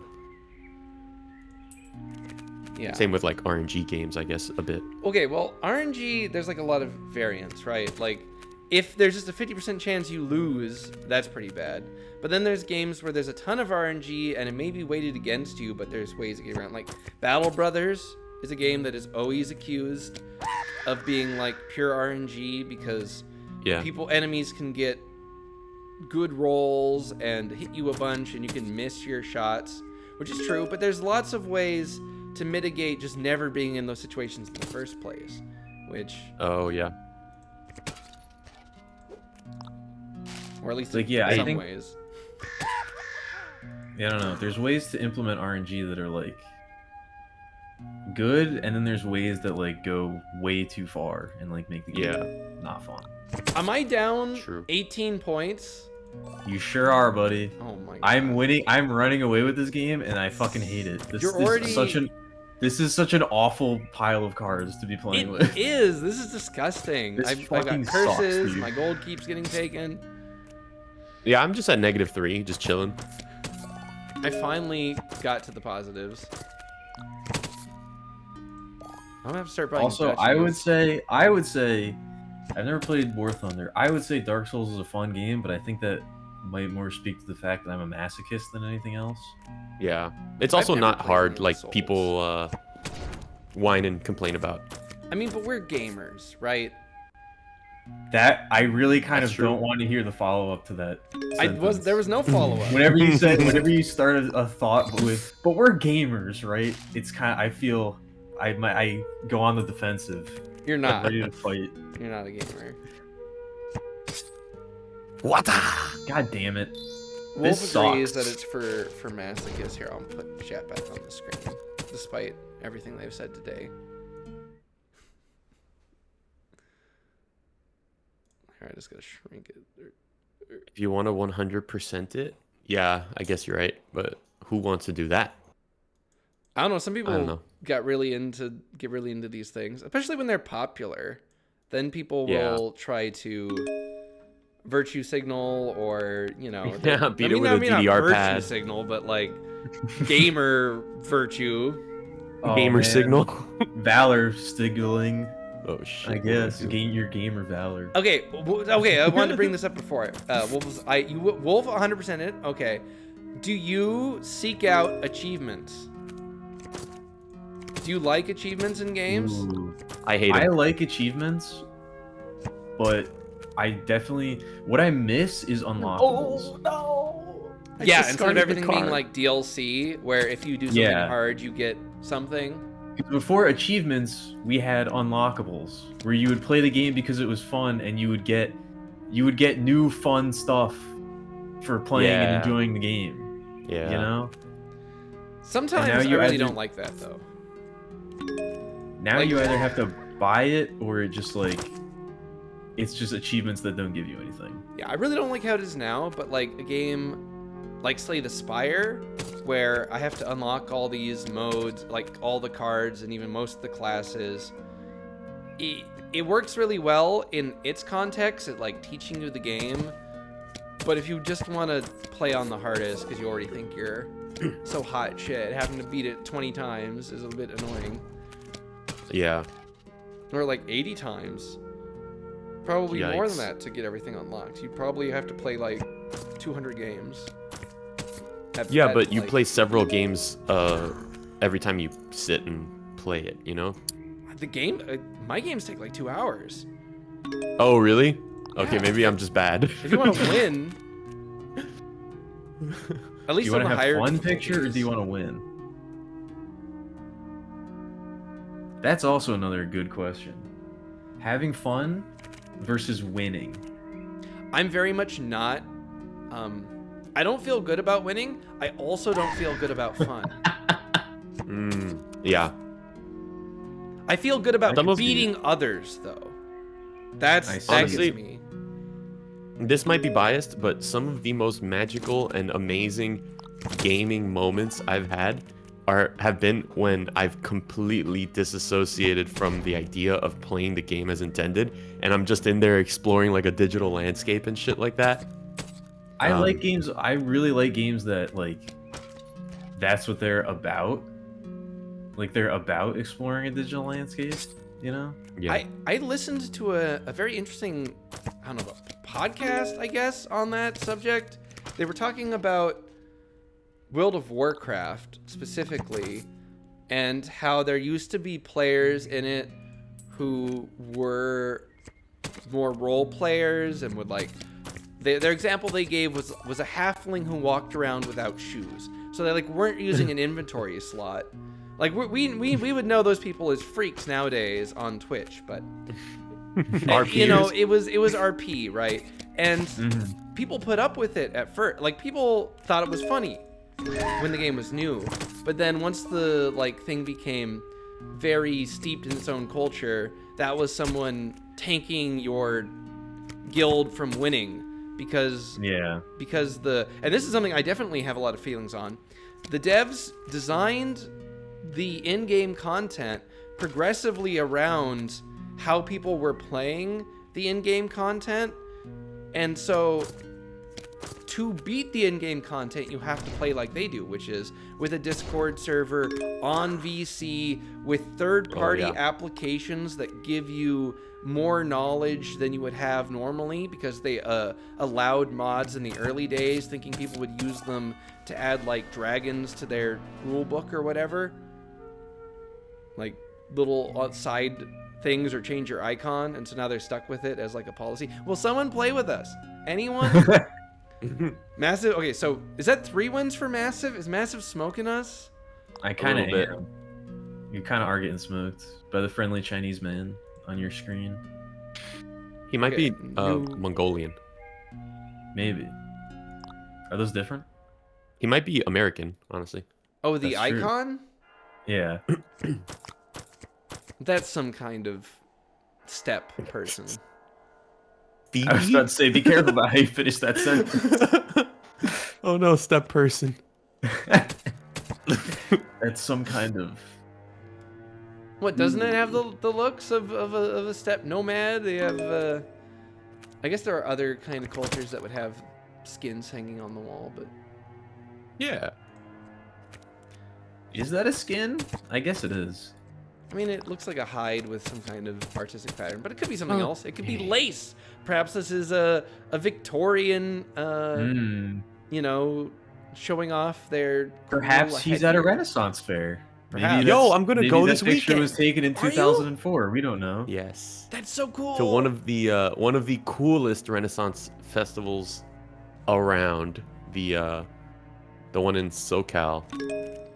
Oh, very cool. I used to Yeah. go to some that were nearby.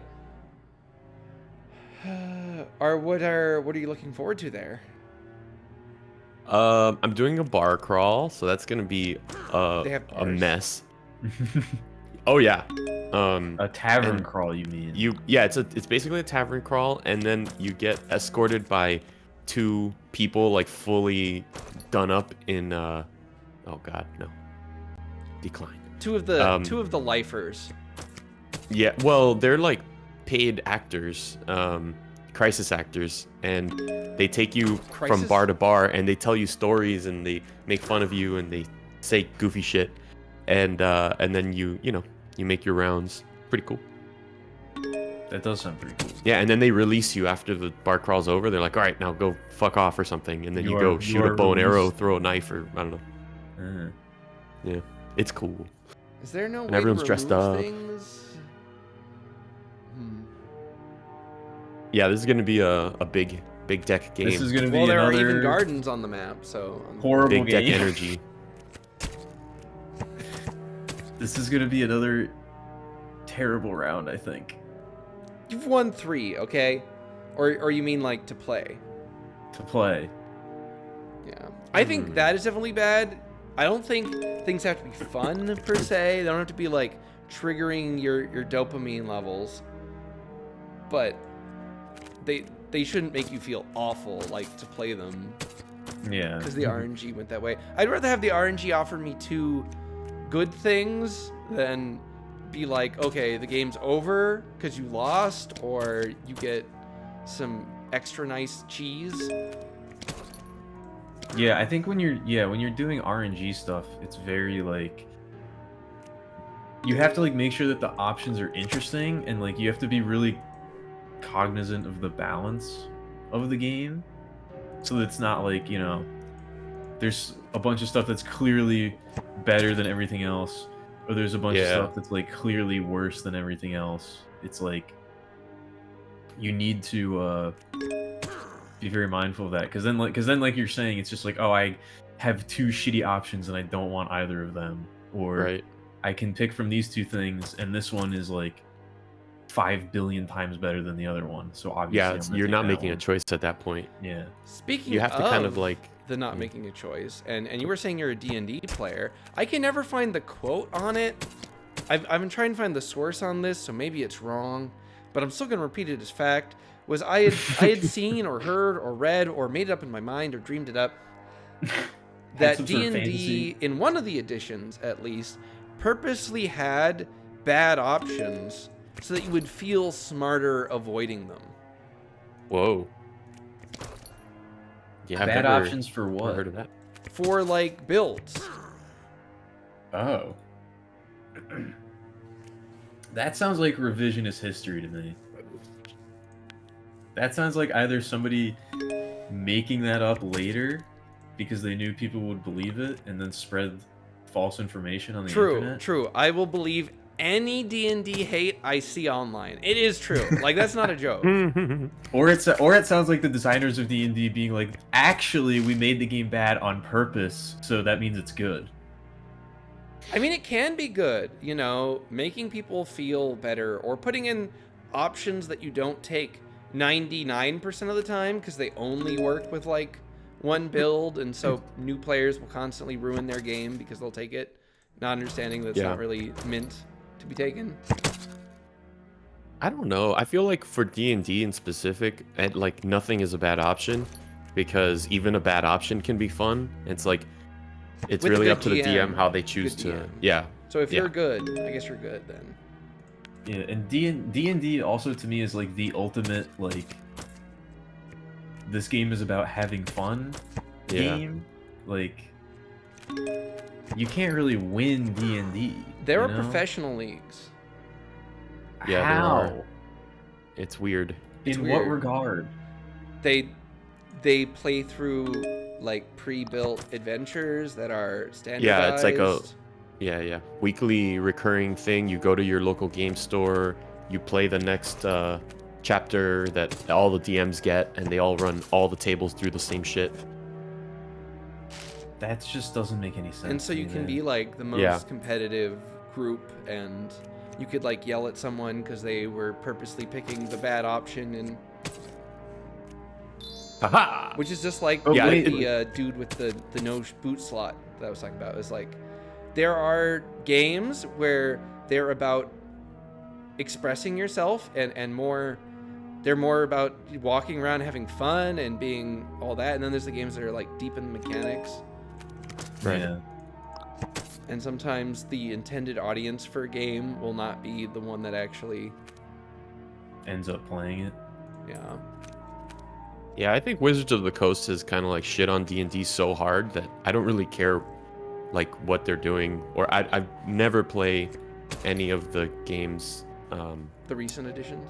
or yeah, right, yeah, like I always play all homebrew stuff, and you know, it's like it's your game. Like, why are you gonna let some rule, you know, piss you off? Just fucking take it out, or just play your own. you know? Yeah, Hasbro does not own D&D. D&D is the fan base, right?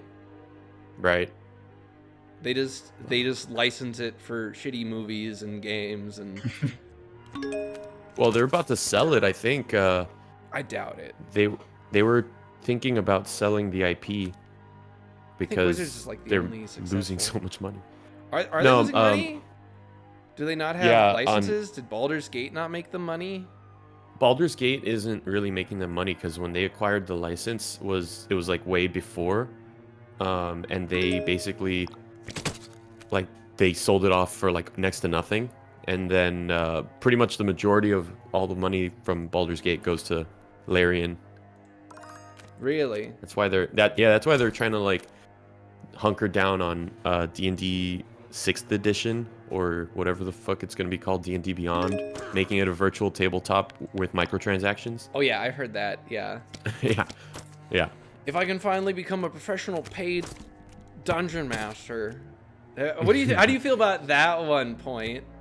That's probably horrible. Would you like to be called Point? Picture? PP? I don't give a shit. Do you You can ever- also call me by my Christian name. Not if on I this want channel. if you want to dox me. Not okay, on there this you channel. We're not go. we don't use flesh. Did not use You we did all not should use click government on names the on this channel. the names in the channel description. They will take you to both Massive and Pictures channel, and you can follow them. If you go to Pictures channel, you'll see what Picture looks like. They look exactly like they Oh sound. shit. Do you think really? You think so? Damn. If I play this Harbinger, I will draw my discard pile, and then I will not have any cards in it for the Harbinger to activate, which is why the Harbinger is a bad card, but I will just simply not play it and buy another gold. I don't know what I'm doing. I'm buying copper. I don't know. I don't know what's happening. Hi, Copper. I don't know where I am. I don't know what's going on. Are you shitting on copper right now? No. I'm just laughing a little bit. The new D&D fun. is what? Says Potato? Yeah, there's... They Yeah. If you go read any of the interviews by Oh. the... Well, I'll discard a gold. Who cares? I got so much gold. The interviews by like the executives, they're like, we need to make money every time someone plays D&D. Yeah, they're like D&D is under monetized. I'm like, what? They just want to own the like Roll20 software or whatever. Yeah, they just want to be. The problem was that the ex, she stepped down, or rather got fired like moments ago. Severance Literally, packages. They don't get fired as days. an executive. 3 days ago. Yeah. But she stepped down, and she came from Microsoft Games as a C-suite executive over there, and her main thing was that the brand Dungeons and Dragons is under monetized because she's looking at video games and their microtransactions and all that kind of stuff and wants a piece of that action. So, you know, they axed her because she shit the bed really hard on a lot of things, magic and other stuff. Yeah, included but it wasn't D&D. her, right? It was like board of directors and people were going on, and you know, I mean, there's HR, at the end of the and day, there's if you're the advertisement CEO, departments. You know, you're gonna sign off on it or not, and so it's like she's steering the ship, even if she's not the one responsible for every single action. Yeah. So But, she I don't goes know. a chopping block. I still do not have much faith in the. Yeah, oh, dude, no faith for sure. I mean, I'm not. I officially veto the conversation topic, but Magic the Gathering. Yeah.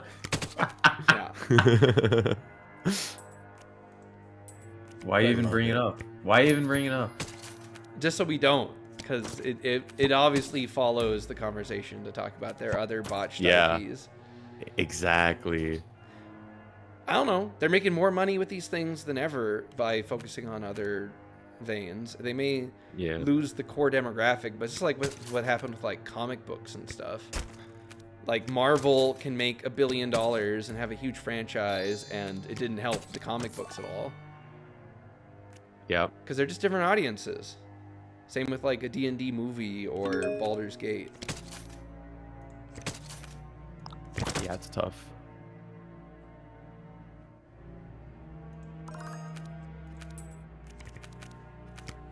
Oh man, this game's getting a little intense. I don't know if you guys have noticed.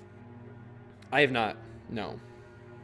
I've mentally checked out of this one Yeah. a while ago. This is yours to try to make the run on picture. Ooh.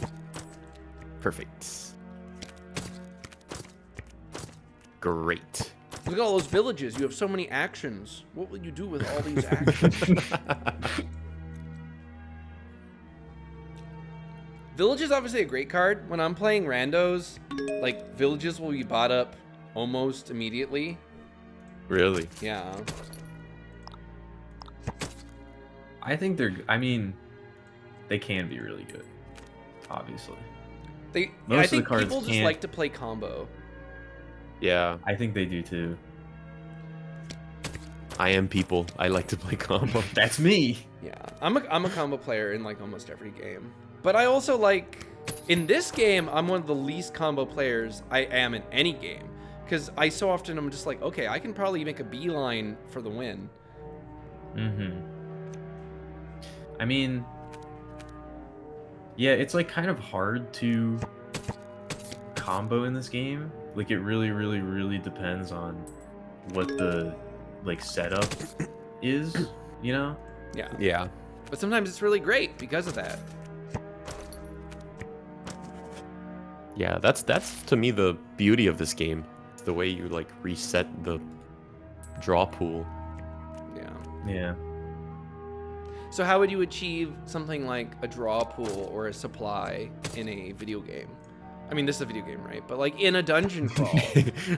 I love mixing deck builders with like all my games. I love every Yeah. game that's like, this is now a deck builder. And like, this has my interest, this genre that I don't care about. I don't know. I think it can be a little overrated. Deck building? Honestly. Yeah. Fair. At least as far as like adding it to other games. Like I feel like sometimes people just do that because they're like I don't know, it just is like an easy idea to get behind. But they they just make it card based, but that doesn't really add anything, you know? Yeah. No, I'd say things looking like cards is like big neuron activation. That's all it takes for you? Well, I mean, why else would trading cards exist? The ones that aren't even like no rules at all, just baseball. That is true. Clearly, the card shape does something, right? And people played like poker forever. Maybe people whose like ancestors were good at poker get brain chemical from it because Ooh. their like grandfather won a game and that's why they even exist, was they won their grandma in a poker game. Hell yeah, dude. Okay, get ready. This is gonna be the craziest play you've ever This seen. is in gonna be this the game. best turn of all time. Okay, ready? Here goes. Some actions.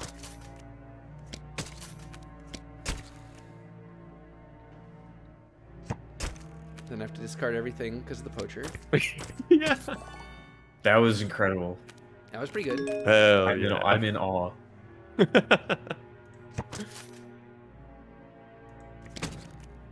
Consider me awestruck. Consider me stricken.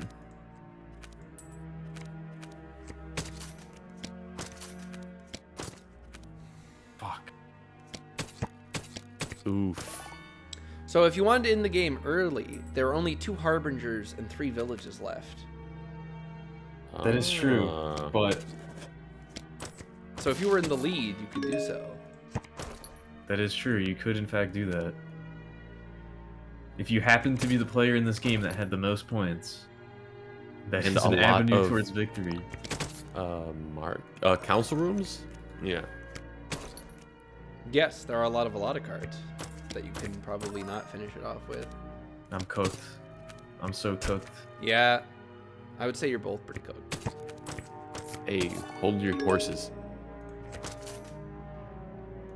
Picture's pretty close. I've got no chance.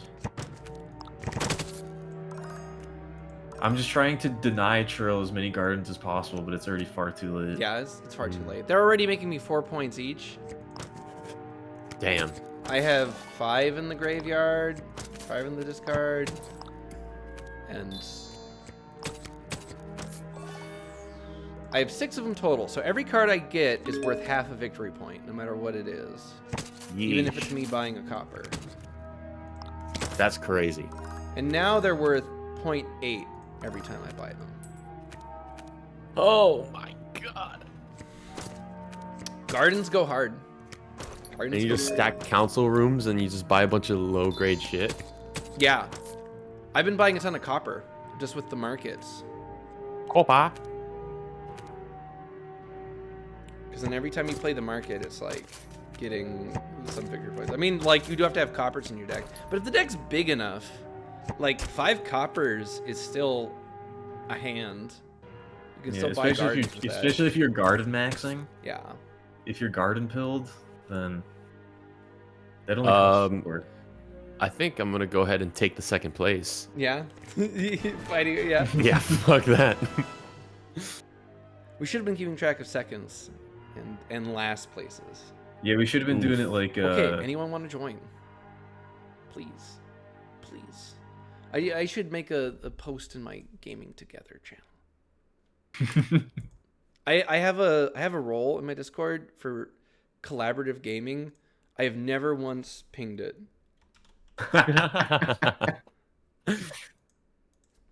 It's getting a lot of good use then. Oi, bruv. Oi, mate. I need to make my Discord a lot better. I definitely agree with Massive's reluctance to like Discord. Did I close that game? I did. I need Yeah. to. Okay, well that's because someone is going to join us any second now. So we needed to start a new one anyway. Yes, of course. Now, want to play on strict for a bit? Uh-oh. See the down for whatever. competitive roles. Yeah, I'd like to see what the difference just- is. Look at my other screen, check your screen, screen cheat a little bit. I mean, I really don't mind. I'm just kidding. I can't even keep up with one screen. Rules are 1/6 RC. That's one of the reason I don't mind in like multiplayer games is if you're focusing on what I'm doing, you're probably losing. Yeah, you're behind. Like It's even if already I'm too late. playing something like Mahjong, right? Where if you look at my screen, maybe you can like really screw me over. You won't deal into my Rons or whatever, but you're probably gonna lose too because you're so distracted. Maybe you'll Yeah. like get an advantage on me, but that's why I'm even 16 willing to do hours. the Dominions on stream. Is frankly the amount of time you spend taking that game is already limited. Even if the time you're spending is looking at my information, like that's Yeah, also totally. hurting you. Okay. Even if the game's like weeks on a turn, you only have so much of a life. Okay, no one wants to. But what if that life included one more victory at Dominion? I hope Did mine you does. think of that? Oh, this is like, for some reason, this feels like vanilla, like the way the game was, the first pile that was ever designed for this game. There is, You know what I mean? I really like that about this game is that there is a like definitive starter easy deck. Oh, yeah? I mean, it's not easy, right? Because it's a multiplayer game, but less of the complex concepts. Hmm. I like games There is- that like lead you into actually knowing how to play them. Yeah. Tutorialized through the mechanics without, like, beating you over the head with it. Oh well, I definitely hate being beaten over the head. Yeah. Well. what to do. How do you feel about Well, tutorials? Like, what's their place in the world? I think they should always be totally optional. Yeah. I think that like, cause it really does, cause like the fact that you're asking that is like, it really does come down to personal preference. Like, some people would prefer to go into a game totally blind and just like, you know, figure out what's going on their own. And I think some people kind of like get frustrated when they have to do that. I'm So- definitely frustrated. Yeah, they would prefer to have a tutorial, or they would prefer to have like, you know, an instruction manual that they can look at beforehand. Yeah. So I think no matter what your tutorial is, I think it should always be like, you should always have the option to skip it. Not only for those types of people, but also like, what if somebody wants to play your game again? You know, Yeah. you're gonna make them do the tutorial over, like. Yeah, the think it's mandatory better. ones, or games where it's like we have locked campaign modes behind doing dude. campaigns, and you have to do them in order, and the entire first like 3 campaigns are complete mind-numbingly easy. Yeah. I would honestly prefer games to not have a tutorial at all. Not for anybody. Because it gatekeeps same. out people from the game. And then I won't have to have the game cater to them. Oh, I don't mean it for gatekeeping reasons. I mean, like, if, like, ideally, the game itself is such a complete experience that just playing it teaches you what you need to know. Kind of like the way a fighting game, well, I guess that's a bad example, but, like, I'd like for the mechanics to lead you to the right answer. So it's like, as you do this thing, and you're like, oh, I could jump higher if I do this. And then it just starts to teach it to you. Well, like, it's like self-learning, you know? Yeah. It's almost like more effective than being taught, or like reading a tutorial and then skipping through it anyway. Or having it accessible in a manual. Yeah. I think it also. I love that though, the manuals. Manuals? Yeah. Just like extra, almost like artifacts that you can interface with, not for the reason of learning the game, but for other things, like to understand lore, to get yourself in the mood, and to like sort of, you know, think about it when you're not playing it. There are Dominion's mechanics that you will only know if you read the lore segments of the manual. Or you've like Damn. absorbed it through osmosis.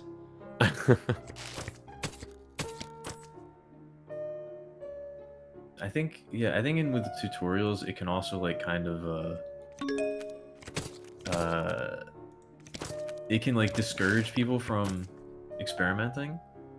Like, Yeah, totally. because if you have like a very stringent or like a very in-depth tutorial, then it's like, okay, well the game is telling me what I can do, so like, you know, Or like That's what I specifically can how to do. move.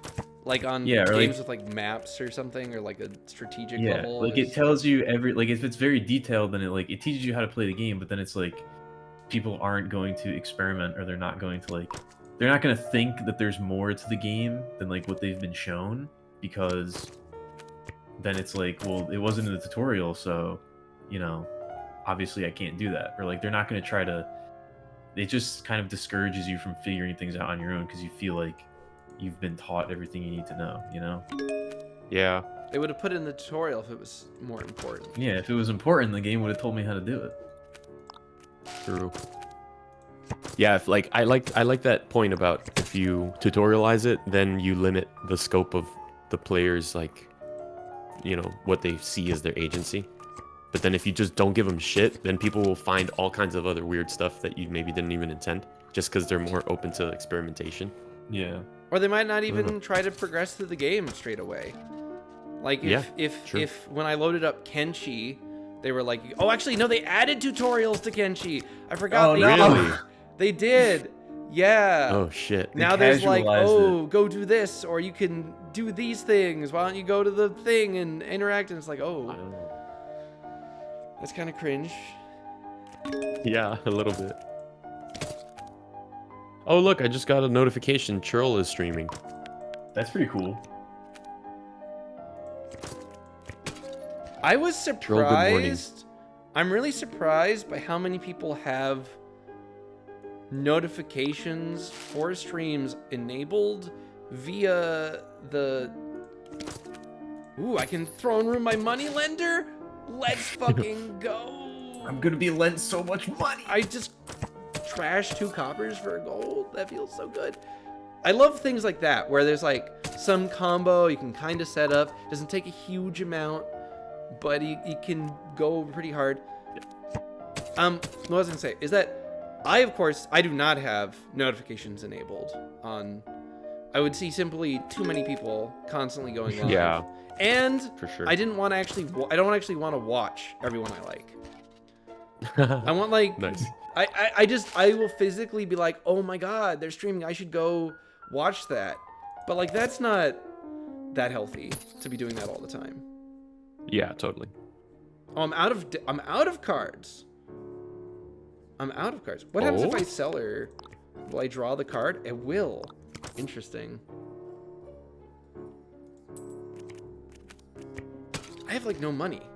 If I was able to draw through my whole deck there and I only had like 3 I was bucks, about to say you had 1 gold. I was relying on the money lender to buy things. I guess I could buy copper. Now you've been lent all the money, and now you have to. They're Pay it coming to back. collect. Yeah.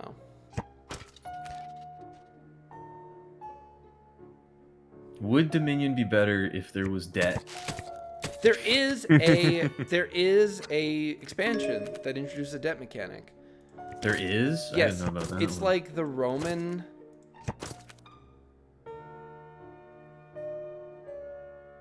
Okay, this is. Can I use the seller to combine with the sentry? Okay, I'll discard the estate. Then I'll draw the throne room. Then I can sentry and get. No, it won't let me get rid of it. Damn.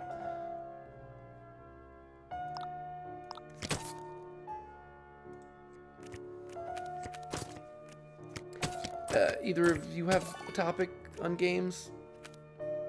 A topic? A topic on games, huh? Oh, shit. I don't know. This is more difficult than I thought. I guess I can Trying to translate have- thought that like 70% or like 80% of my followers see my notifications. I'm like, what? Why do you have it enabled? Because they're big fans, dude. No, but they must be enabled for like lots of people. It must be spamming them. You don't know that. I guess. What if you're the only one that they have enabled because they care so much? Ooh.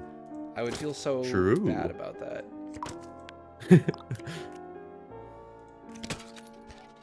You don't want the love and adoration of your the viewing public. I am very shy. I find love and admiration very difficult to accept.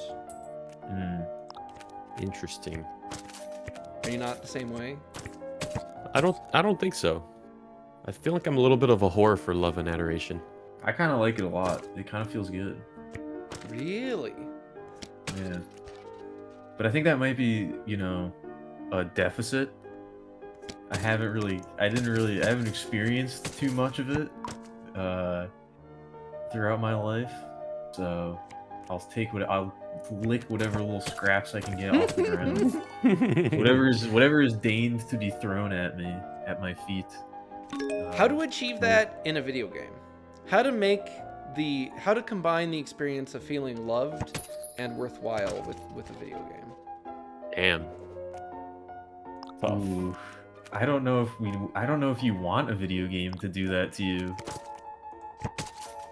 I think that Yeah, I feel like I want a video game to feel more like a fist fight than a hug, you know? Like there's so much more excitement in getting beat up than there is in being loved. Like love doesn't provide excitement, I think. So it's more like you're at peace.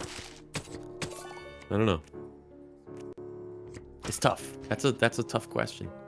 And it's also like, I want to be experiencing love and affection in real life. I don't necessarily want to be experiencing high octane violence in real life all the time. So maybe it's better that we just keep that. We let video games satisfy that aspect, and then maybe seek, you know, like meaningful human relationships for the other stuff. Yeah. That sounds good. Oh, am I like far behind? I can't Yes. tell. I can't tell because You we're are on all strict. far behind. I'm super winning right you've now. been taking advantage of it. I see. You see how there's only 4 provinces left? I do. I'm like, what I've the bought fuck? 6 of them. That's like enough. That's like enough. If just you get kidding. half of them, it's. I think I've been doing all right. Me too. But we don't know. I can't even look. I can't look. I don't know what's in my Yeah, deck. I think I've been doing all right. I've just been playing like quadruple market turns every time. Market is a Oh, good God. card. Market is a good card. As is library. I think library is way underrated, especially if there's villages. Yeah. Yeah. Also, I've seen Seller has violence been is what paying brings me you back, Wolf. hardcore. You need it to be known that you crave violence all the time in every aspect of your life. Wolf scrapes bodies off train tracks for a living. Mm. Oh, interesting. That's That's like more like- roadkill, but not. It's rail kill. Yeah. That's more like the aftermath of violence too. That's like very low octane violence, I would say. Yeah, but I think like many things, it carries a memory with it. You know, it's way more violent than picking up other stuff. That was such a beautiful sentence. Wow, thanks. Like many things, it carries a memory with it. That is beautiful. That's. I could see that being a quote on a T-shirt. No. Hell yeah, monetize. Let's not get ahead of Flavor ourselves. text on an ability in a game. How do you feel about flavor text? I'm a huge Ooh. fan of flavor text. That's a I've good been writing question. I've been writing a bunch of flavor texts lately. That's a lot of work. Flavor text. It's Yeah. fun though. I think I'm the best. Whoa! The best at What? flavor text? No, I was just gonna say I think I'm the the best, at full stop. yeah, that was. I finished my thought. That was all I wanted to say. No, I think of all the things that I'm like, quote unquote, good at, I think writing is probably the best. All right. Yeah. Write us a poem. Yeah, you Write us know a what? poem I right think now. I might I'm agree. probably the best of all of my various talents. Well, you're a good artist, so and you're good at some really bad games. I don't think I'm a good artist. Okay. Well, you don't I have to disagree. think You you're a don't good have to artist. get- That doesn't make. I know, but that's why I'm true. saying that. Like when I say that I'm the best at writing, you know, it's maybe it's just because I have a low opinion of myself in general. That might have True. something to do with it. True. That could have something to do with it. It often does when people think they're good at stuff. So one of the best in versions of flavor text I've ever heard is from the first Mass Effect.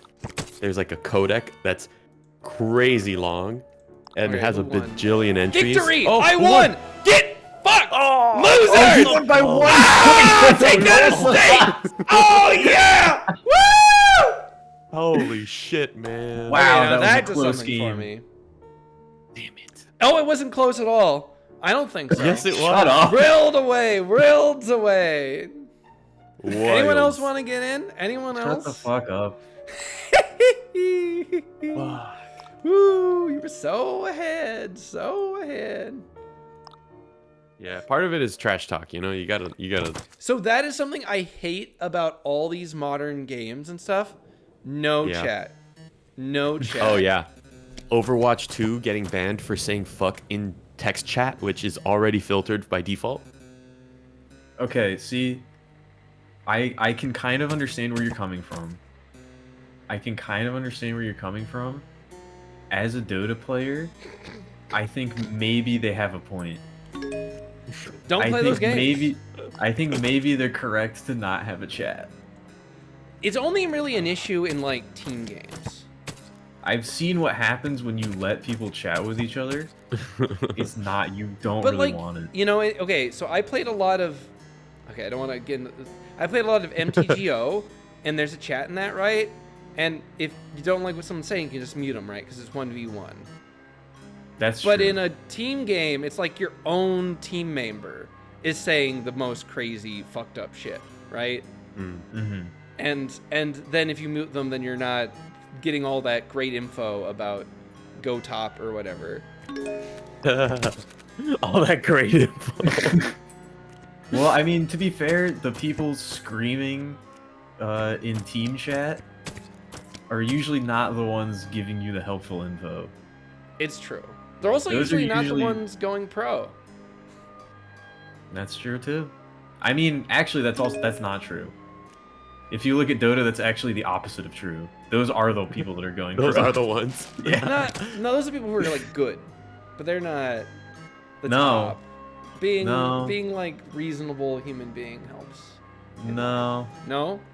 not in Disagree? competitive video games.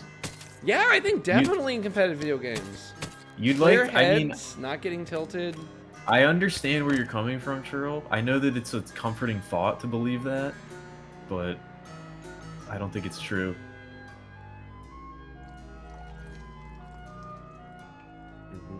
I mean, I guess it depends on like the trash talk, right? Because I don't see anything less than like throwing around gamer words as like toxic, honestly. I trash talk pretty hard when I'm allowed, when the game gives me it. So I think there's probably a Yeah. difference in opinions on what quantifies like truly negative behavior. Yeah.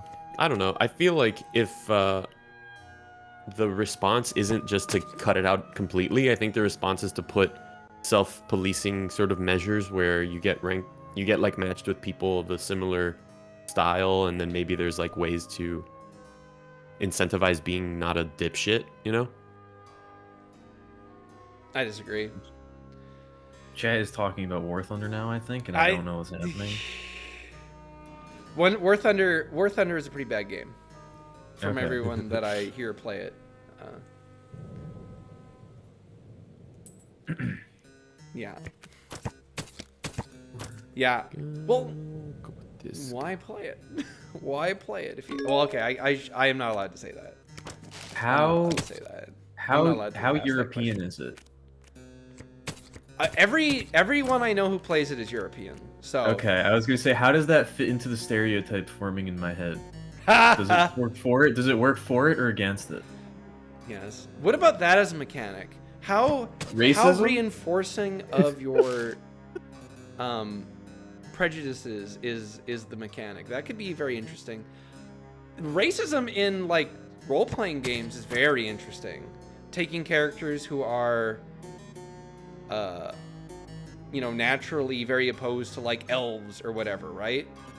Mm-hmm. Or even if you're playing like a historical game, like it's very realistic. But what do you do with that? Because I'm running a I just started a game with Potato in chat. It's set in Harappan civilization style in a fantasy setting. You know, if there are other races besides humans, are you going to have the humans behave very politely towards them, or will it be like in history where you beat another ethnic group and you exterminate them? You know, what topics do you touch on? I think, a game like Fear and Hunger would probably not pull punches, but that's not really the aesthetic for everything. Yeah, Europeans hate each other. I think you'll find that's true of most areas of the world. True. I think most people are probably at least a little racist. I would definitely say that that's very true. I think it's definitely, if you're like outside America, it's basically 100%, I would say. I'd say that's, that's just different cultures, and if you want to be like accepting of other cultures, and if you want to have a friend who's from Kosovo, he's probably going to have some pretty strong opinions on Serbs, and you kind of have to He's accept probably that. going to have some pretty strong opinions of the people who live 10 miles that way. And Yeah. like exterminated, huge portions of their family in their lifetime, and are trying to annex huge parts of their land. Let's not get into these conversations. Yeah, I feel like the best way to Yeah, the Balkans It's has like- forever been a clusterfuck. not being racist is like it's like an acquired taste almost. It does take And it so- does take learning, and Yeah, and the best way is to eat their food. And then you're like, oh fuck, if they like this shit, how could they be that bad? You know what I mean? oh, This guy loves baklava. That's when you kill them and annex their land, so And that you can take their farm. food. You can farm the crops that they grow and make it yourself. yeah, I mean, like That's- that's a huge part of like human history. is doing that. Food, It either food makes you is good. it either makes you less racist or it makes you even more racist. If today we just discovered India and we discovered like curry and we had to like invade them to get it, I don't know. I Oh, think shit. I'd be pretty supportive of that. Elections are coming up. Yeah. You gotta be thinking about this kind of stuff. Nah, that's literally your country's history. I can't remember which of the Germanic countries. I can't remember which godforsaken part of the world you come Yeah. from. Because I, of course, accept other people being from all kinds of places. But I wouldn't say that I'm a particularly patriotic person, but whenever I'm talking to somebody who's not an American, suddenly my pride in my nation and my people goes way up. that might just be because of the people you interact with from other countries. Honestly, I love interacting with people from other countries. There's so much to learn and differences, and I really enjoy it. But there are big cultural shifts. I definitely think the internet was better when it was mostly Americans. I think that's not really contested. I think pretty much everyone agrees, whoever got to experience it. Damn.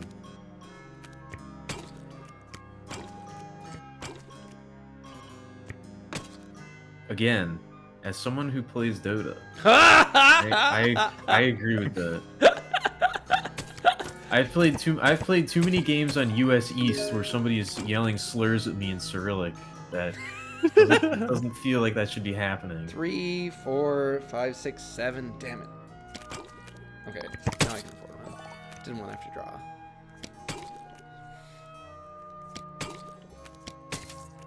When I was growing up, it was a lot of Brazilians in the games I liked. I played. There were Spanish speakers. They took over one of my favorite servers, which was the hardcore PvP permadeath Dofus server. Oh baby. And that was a lot of fun. And it was a really good game when it came out, and then it was like, oh, now I immediately get killed because I don't speak Spanish. And it's do you speak Spanish? No, well then we kill you. Hell yeah. Yeah. Fuck up the gringos. What do you guys feel about permadeath multiplayer games? Ooh, I like it. I love Rust. I've played way too much of that. It's good. I've slowly, over time, I'm slowly going back to the way I used to be, where it's I kind of just want to play a game and then finish it and then be that was an enjoyable experience and then move on with my life. Yeah, like Potato says, they're fun until they're not. They're fun until something happens and you're like, I've just wasted 20 hours of my life on nothing. Yeah. And I feel empty inside. That's because I feel like you're putting a lot of your fun and the validation of the time into the actual achievement within the game. Because then there's when you get to that point, then you don't give a shit anymore. And then you start brute forcing someone's base by just jumping in as a naked with no base. Just running around and making friends with others and making spears and causing chaos. You know what I mean? When another you phase aren't of games. When you aren't concerned with progression. When you don't care that much. Yeah. Yeah. I would say that I think is a huge part of the mentality is if you feel like you've been taken away from because you care about progression, I know Potato likes progression. I think that often in games, the beginning is the funnest part of the game. So that when I am griefed or whatever, I'm actually improving my gameplay experience. I think if it's something like that, then it is okay. But if it's not, because when you lose, you're just again. Punished and set back, and then you're gonna be preyed upon by the people in armor, and they're going to Might be too put late. you in the cage and make you eat your own shit to keep you poisoned or Yeah. something. Yeah, but some people are into that. That's true. Ha ha ha. Potato Some lost a character chatting. Oh Well, yeah, you should that's go to your bed problem then for if playing you're that Zomboid. sleepy. No, you should play CDDA and stay up for 6 hours instead of playing Zomboid. CDDA? Cataclysm Dark Days Yeah, that- ahead? Yeah. Oh my Amazing. god, I love that game. It's so good. You should stream it. Yeah, I So I used don't to. have to, because I wanted to show it to people in chat, and I was like, that sounds so horrible. I used to stream it a lot, but You I did? Are there VODs? I don't think so. Maybe, I don't know. I have to go back. Ooh, provinces are out. Let's see how we did. Oh, I won again. Whew. Oh, I was so close. Oh, I was way Carlos off. threw the game. I was mean, gonna win. I on had the next another round. turn, and then before you, so. You get nothing. Yeesh. You bricked. You had 5 victory cards. Anyone in hand, I know chat? Anyone in chat want to come in? it. I had absolute heat, and you had nothing. I know it. I mean, I won. Also, I have a. We may need chat reinforcements because I have a prior engagement. Oh, okay. I have to go to in a sec. So Okay. maybe Oh my I think I'll do this last one if you guys want to do one for all the marbles. All the Alright. marbles? I think you only have If like you- one win, so where this is coming I've- from that you get to bid all the marbles. think I have okay, two. okay, all the marbles, all This the is Oh no, I bragging think I have rights, one. all This the is for bragging every single rights, marble. Fuck. all the bragging rights. This is the only win that matters. This one. I love Exactly. games that have like that. I mean, obviously it's The all or cancer nothing? if you care so much about being the winner, but games with like serious catch-up mechanics. Yeah. Where it's like, so you never feel like you're 100%. Why is there out a of it. next game button? On my Does anyone screen? see that? No, I have it too. That's because it's showing us this game that was finished, and we still had it up. And oh, because we have 2 games going. Wait, we what? do. Oh no, maybe this is. Yeah, we do, but let's not. Let's Mhm. ignore that. Okay, I was about to say, Let's how did ignore that that happen? one. Wait, which game are we in? Did I just lose a turn? What score? Done. My games. I'm confused. Did I have not. Did I I have just not touched discard? anything. I just discarded a turn. Wow, I can't go back in time because this is on 'Cause we're strict. Oh, good strict. It's strict. Okay, History. that's fine. That's just like not going first. It's totally okay. Yikes. I don't need that 5 gold hand. I think this is really interesting about this game is you have the 3 estates, you have the 7 copper.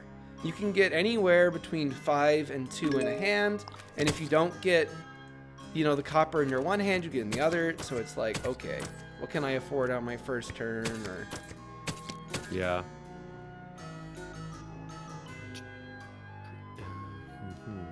skill journal mod? Ah, XP. Yeah. I don't know Zomboid. Yeah, I either. don't know Zomboid. Supposedly it's something like Cataclysm Dark Day, but there aren't any helicopters, so. Yeah, it's like a really simplified CDDA, but it has. I mean, that's good, right? The game needs a simplified. I don't know. I feel like what is good about the game is how autistically deep the crafting system is. So if you simplify it, then you kind of lose the appeal. That's why I bounced off of Zomboid. I was like, it doesn't really have it for me. Well, when you've But it is already really cool. learned the depth Yeah, that when was you've- required for Yeah. CDADA, it's That's true. It's like a sunk cost thing. I don't know. I couldn't get into Cataclysm at all. It was too much. That I Dang. think Cataclysm had that was where I understood my limit of complexity.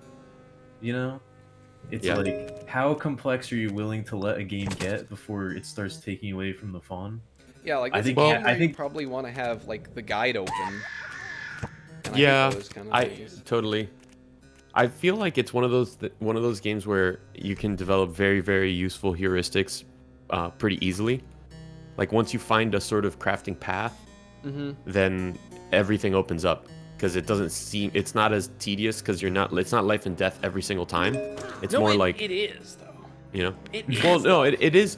You literally can die whenever, but it's like your choices that you're making. It's not like you have to think super hard about them because you kind of already have your game plan somewhat set, Yeah. like based on what your starting gear is or what your abilities are or what you found near you, you know?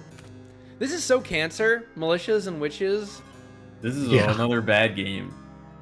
See, this is what I'm talking about. When they do shit like this and there's no defense, it feels so bad. There's defense. I mean, there's chapels and sentries. That's damage control. That's not defense. That's different. True.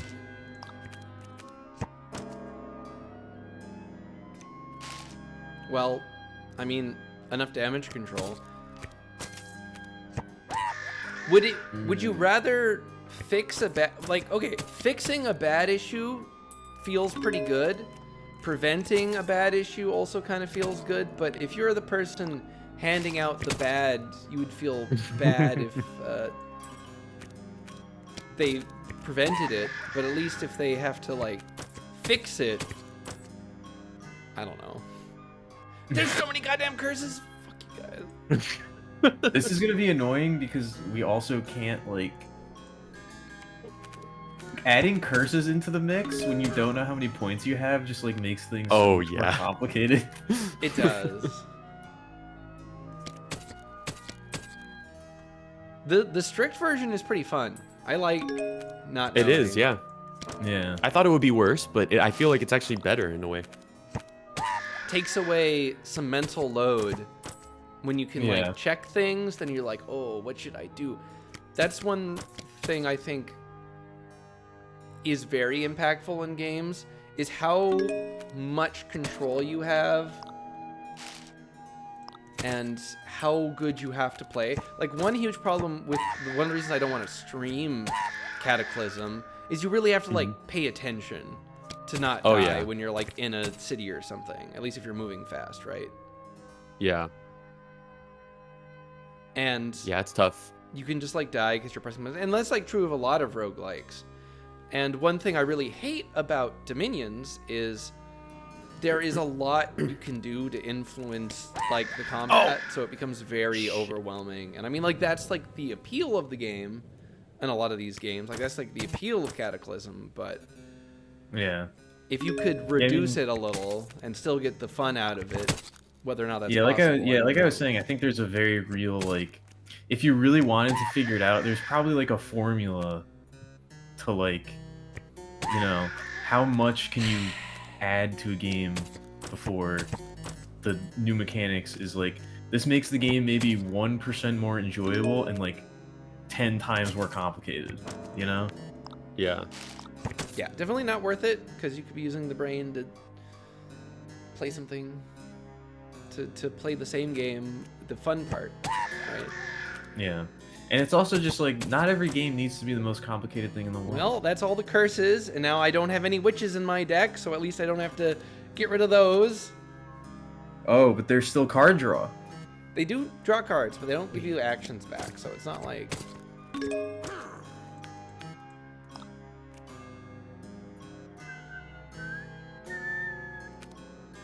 I didn't realize that the witch wouldn't just be forever.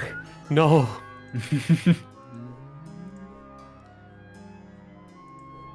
We've done very little except continue to curse each other this whole game. Yeah, none of the Now we- provinces have been taken. Now can't we will even see how begin that to- now we will see how that pans out for everybody.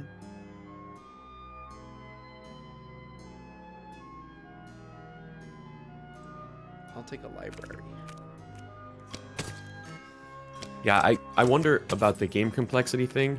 Like, I've witnessed it in games that I play where something is so much, it's so, like so much more rewarding after you get past a certain like knowledge hump or a skill hump, like playing a Guitar Hero or something or whatever. Once you get to that certain point, it's like a million times better. And I wonder, like, when would that end? Like, would getting better and better and better, it just lets you play a game that's kind of even more satisfying. Like a Major League Baseball player playing a World Series, like, they're having a kind of fun that we're just gatekept from completely. So it's like, where do you make this ridiculous game that just requires 20 years of experience, you know? And it's like, is it even That's worth kinda it? I don't know. That's also kind of like you know, complexity versus like raw, like mechanical skill. You know, like Guitar Hero is mostly like just like the fact like playing a guitar is a hard thing to do, and it takes a long time to learn. You know, like Yeah, but I think the rebuttal is like managing the complexity and understanding it and leveraging it is a skill in the same way. So it could be rewarding in the same way, I think. that's true. Fuck, they want me to make an account to look at that? That is so fucking awful. What type of hack are you loading up right now? What are you doing over there? I'm pulling up a quote on the subject of Oh. that exactly. From who? Dr. Video my- Games? the greatest Video Game Donkey. philosopher, Epictetus. Ah. Oh, where a is stoic. it? Yes. He has something to say on Olympic victories. Oh shit. He was that boy for sure. He says they're gay. He says fuck it. Check out this. Get rid of 3 curses. You want to run around naked and play track and field? Fine. No, he says it's a good thing, but that you got to be prepared for the rest of it, right? I don't know if I should read the whole thing. Would you like me to say it? It might. Well, you made an Do it account, up. so I feel like you should. I didn't end up. I found a better place that doesn't. You know, that's the top result of like Google. I need to get a better search engine. What search engines even exist anymore? Like, what are the options? There must be plenty of them. Yeah, it's a good amount. I'll just summarize. He says, you know, if you want to go out and win these big things, like that's very well and good, but you're gonna have to like be on a diet and listen to your trainer and do all these other things, and you're gonna have to work really hard, and then at the end, you might lose, Yeah. right? Or get injured and ruin it all. And it's like, it's great if you can set out and you think that sounds like a good exchange, even with the loss involved as part of the equation, then absolutely go ahead and pursue what you value. But Yeah, it's like playing Dwarf Fortress. You need to suffer and not know what the hell's going on and get frustrated for like 15 hours. But if you did that, then you could play Then the hey. game and you could still get shit on for no Yeah. reason. But hey, unless you think that the beginning is the funnest part of the game, and then yeah, winning yeah. and I mean succeeding becomes bad, I think I'm gonna lose Definitely. again. or you change how you engage with winning. So a game like Caves of Cud, I don't know if you ever played that. Have you? Yep. So in Caves of Cud, Both of us you can have. get really strong. Yeah. Really strong doing almost nothing fun. True. You can just like go around and like cheese killing turtles in the desert. I have a hand of 5 villages. Nice. Nice. I've done it. You've got all those actions. Hey, 2 of the piles are gone, by the way. I've achieved shit. transcendence. None of the other piles are down, but you could be like, oh, I'm gonna go merchants and then end the game. The ultimate skill in Dwarfers is knowing what causes the fucking lag. So true. But you know, like I was saying with the games, it's like some games where there is like a later game segment, like getting really deep into CUD or getting to a very established fortress in Dwarf Fortress. If you play it fast and loose and accept losses, the game becomes, how well do I know the mechanics, and can I like get through the early game, get through the mid game, get through the late game with accepting risk, right? Because you can always just get bodied randomly in Caves of Cud by a temporal distortion suddenly appearing, and out of it pops a chrome pyramid. It can happen. Yeah. It could happen to you too. Oh, Chapelle.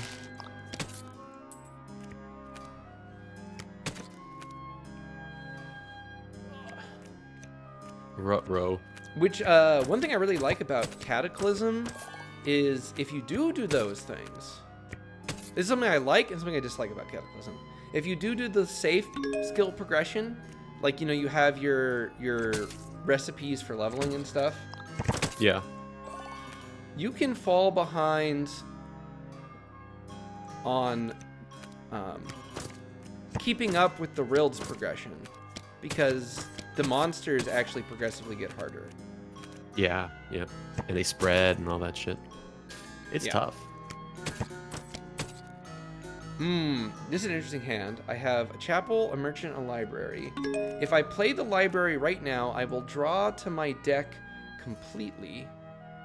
And since this hand is kind of trash, Well, you I'll only drop have to keep 7. this. I'll draw to 7, which is the exact deck size, right? Oh, yeah. But if I had chosen to were you put counting this cards? aside, right? You have to count cards. If I'd put aside my village, I would have drawn the deck, and then all these cards, which are kind of bad because they're not money, would be in the deck again. But no, wait, they are in the deck again. Fuck! If it's exactly the amount, they go to the discard before you draw. Fuck. Okay. I'd have to have drawn. If I'd drawn, they wouldn't be in there. What was I thinking? Yeah, in-game lag in Dwarf Fortress is pretty bad. I definitely like the hack, the DF hack that adds just remove all the tiny stuff that doesn't matter as like a command.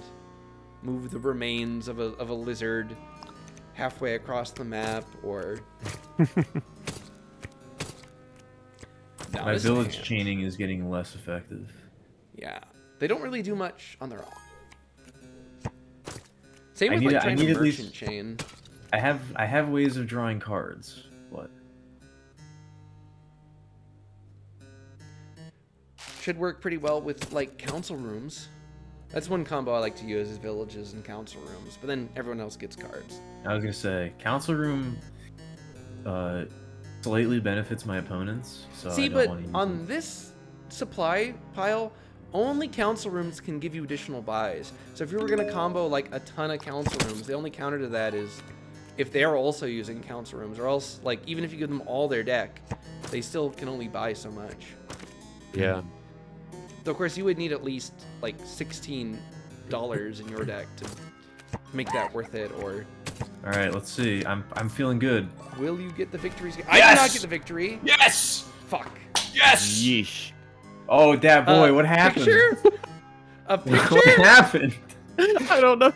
Okay, I'm gonna move my head here. I was full 2? of curses. What 2 the fuck points? happened? 2 points? None of my actual removal stuff was able to be used on curses. It was insane. Oh no. Yeah, it That's was tough. that's devastating. really tough. man. That's That's kinda crazy. brutal. Well, you have to get out of here. Have a. Yeah, unfortunately. I mean, like we scheduled this morning. Yeah. That's yeah, true. We it was basically very fun. figured this out earlier today. It was Yeah. super fun. Yeah, just to throw Ugh. together. This is a great game. Yeah, if you ever want It to is play a it, great game. hit me up or anything else. Hell yeah. Yeah. Have a good day. Thanks. Yeah, See you great game, later. great company. Why don't you Thanks for show yourself? streaming. Show yourself. People follow. Oh let me, no. Let me shout I you haven't out. streamed in like too long. I have been meaning to get back into it, and I've been really like on the fringe of Is that the doing right a picture? Tekken 8 stream. Nice, thank you. Tekken? Yeah, I'll be streaming Tekken some 8 fighting games. Oh. Yeah, Oh, some no. Dwarf Fortress, some Fortress is CDDA, cool. some game development. That's the boring stuff, but it's you know. I we don't have a think fun those time. ones are boring. I don't think game development is boring. Ah, yes. Maybe Well, the stream is though. Maybe it's hard to make no, that no. exciting. It's the thing is it's just taxing for me because I'm mostly writing code, so that is like really hard to do and entertain. So I usually just reserve it for moments that are very fun, like assembling a level or linking Ah, up animations, things like that. Yeah, that it's fun. Seems like a smart way to do it. But yeah, it's been a pleasure. Thanks for having me. Thank you. Bye. Bye. All right, see you gamers. later. See ya. GG's. GG. All right. Um, Hi, Massive. No, hey does anyone Terrell, want how's to it play with going? us, or What's up? yeah, what's up? Should we? Do you want to keep playing? Do you want to do something else? Do you want I to don't know end if stream? I don't think I do want to keep Yeah. playing. I think Okay. I'm all Dominioned out. How long have You're gonna go on we a played for win. like over yeah, we played for like almost 3 hours. That's a lot of Did Dominion. we? Oh shit, we did. Yeah. Yeah. Well, thanks for playing. Yeah, no, it It's was always fun. nice I chatting. had a good time. Do you have Yeah. any fun? Do you have any games you're gonna play this weekend? I mean, I'm probably gonna start No More Heroes too. That's Oh, you are. I know you just finished up wow. Sub Rebellion. Was there another game between those? No More Heroes. No More Heroes 1? You finished it that Yeah. quickly? It only took three. It took 3 streams over the course of 3 weeks. Oh, So you were playing it on a specific day every week? no, that's just kind of how it worked Oh, out. okay. It's Because I was just like, I kind of didn't like see any of them.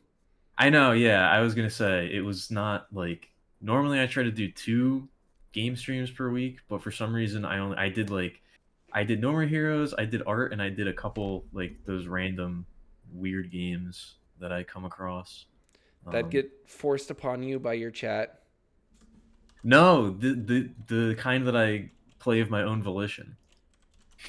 Stuff like New Ice York that That was I a weird ass game. stuff like that. That is what the stream is all about. That's like why that's why I stream video games is for stuff like that, you know? It Um is kind of content and ideas you don't often see.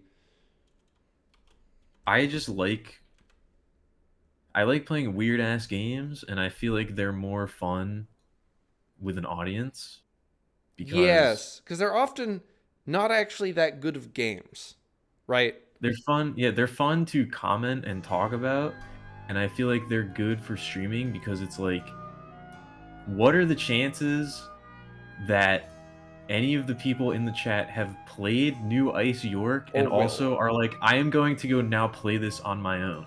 No, they're just gonna watch me play it. You know? And that's Like, probably better. yeah, it's good. I don't feel like I'm taking anything away from somebody, you know? Where it's like, sometimes I feel like there's games that I don't want to stream because it's like, I don't really want. I would rather just have somebody play it themselves. Like, I don't really want to stream this and have somebody watch me play it if they've like if they don't know what the game is or they've never played it themselves. It's like I don't know. In my mind, there's games that are like too good to stream. Like I'm doing them a disservice by having somebody watch me play it. Any examples? A game that I did stream that I regretted streaming was Silent Hill 3. Oh yes, the Silent Um, Hill series does seem like that, though I'm never going to play them. So some of us do From- not play horror games. You said you were a scaredy cat. I'm the other such day an insane on scary stream. cat. I think the two games that I would love to see anybody who's terrified of horror games play is one Silent Hill 3. I think pound for pound Silent Hill 3 is like the scariest game I've ever played. No chance Like I could that get game through one. that game will fuck you up. 1 and 3 are actually the scariest, I think. I've seen a Um, number of people play like 2, and that was pretty Two- fucking scary for me. Okay. 2 is scary, but 2 is more There's also like comedy in it though, so I don't know if that's in. I mean, 1 and 3. that's in all of them, but that's like the like new game plus stuff, Oh. you know. Honestly, I can't stand. Unless you mean comedy, as in like the cutscenes are weird. I But mean, that the like cutscenes are weird. There's like some weird ass plot and stuff. I feel that comedy and like really like I cannot stand quips in certain situations. oh, the Silent Hill games are not like that at all. The Silent Hill games have funny dialogue lines and like weird shit like that, but when you're actually playing the game, it's not like a quip that's like, oh haha, they're trying to be funny. It's like this is weird and it feels like you're in a dream and like people kind of the way they talk like doesn't really make sense. Like they kind of become funny looking back on it, but like in the moment the atmosphere is just so thick, like it doesn't really register as funny. You know what I mean? Like it's just kind of unsettling because the world doesn't really make sense. I don't know. Now I'm just rambling about Silent Hill, which you've already said you're never gonna play. No, so. I mean it's a cool game.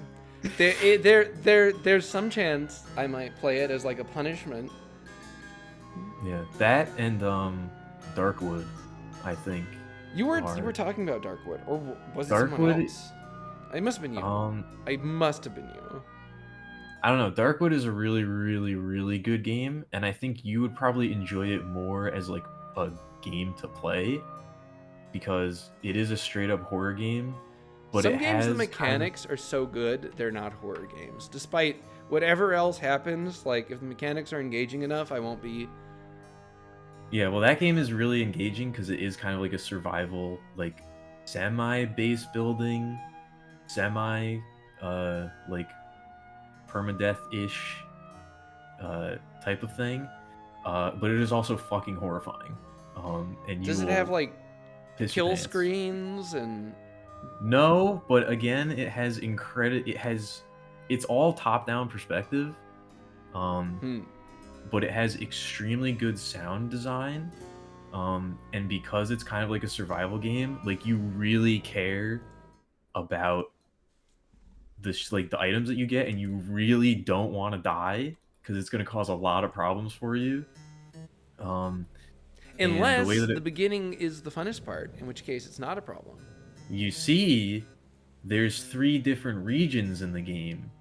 So you reach a point and then you move on to the next region and you have to find a new base and you have to fortify it again. See that And I then- love that mechanic. Yeah. I And love the way how that you it find works a new is base. you have to nighttime is like you can't go out during the night, so you have to be in your base. But then there's shit happening outside that is trying to get in, and you have to survive the night in your little encampment. And you have to like get fuel and like set up lights and Okay, like that's something I barricade really don't doors. like is when a base building game forces you to build ugly bases. Well, it's not so much base building as it is like base. I mean, it's like a Fortifying? base, like a fort, like a defensive location. Yeah, it's like you find an abandoned building and it's like, okay, I have to like make sure that the windows are secured and like I have to make sure that the doors are locked. And it's like I can't like you don't actually build the base, and like that kind of plays into it too, where it's like the first area is like you have a house with a couple doors and a couple windows.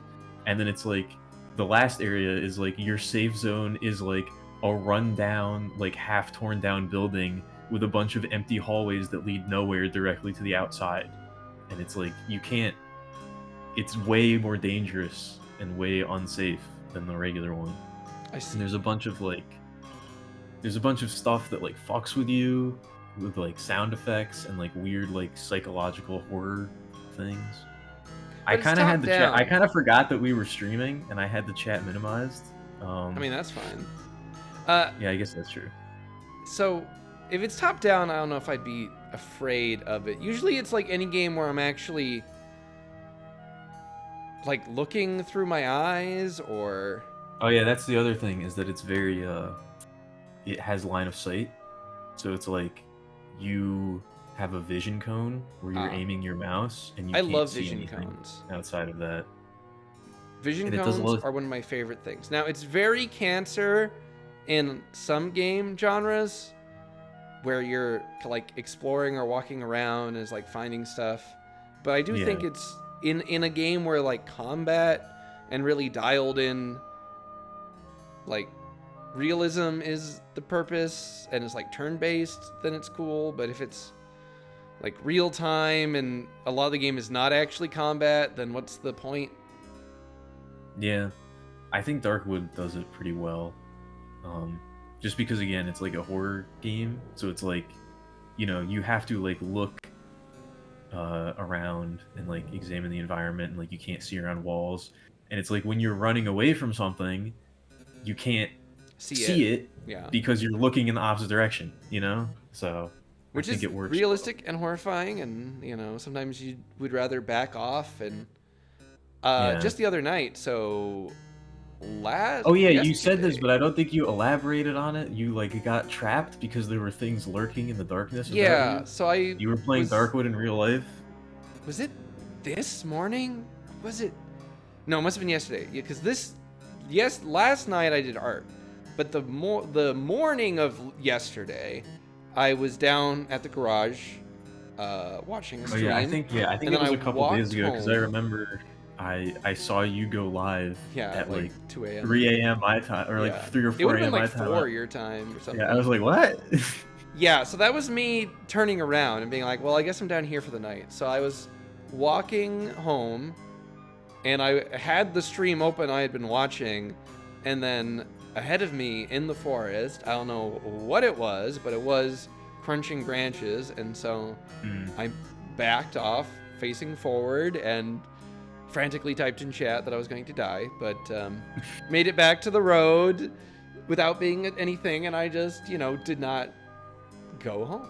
I just waited till the sun came up. You just waited. And whatever it was probably moved on. There are like ways to track all the big wildlife in my area. Most things get tagged. It's not.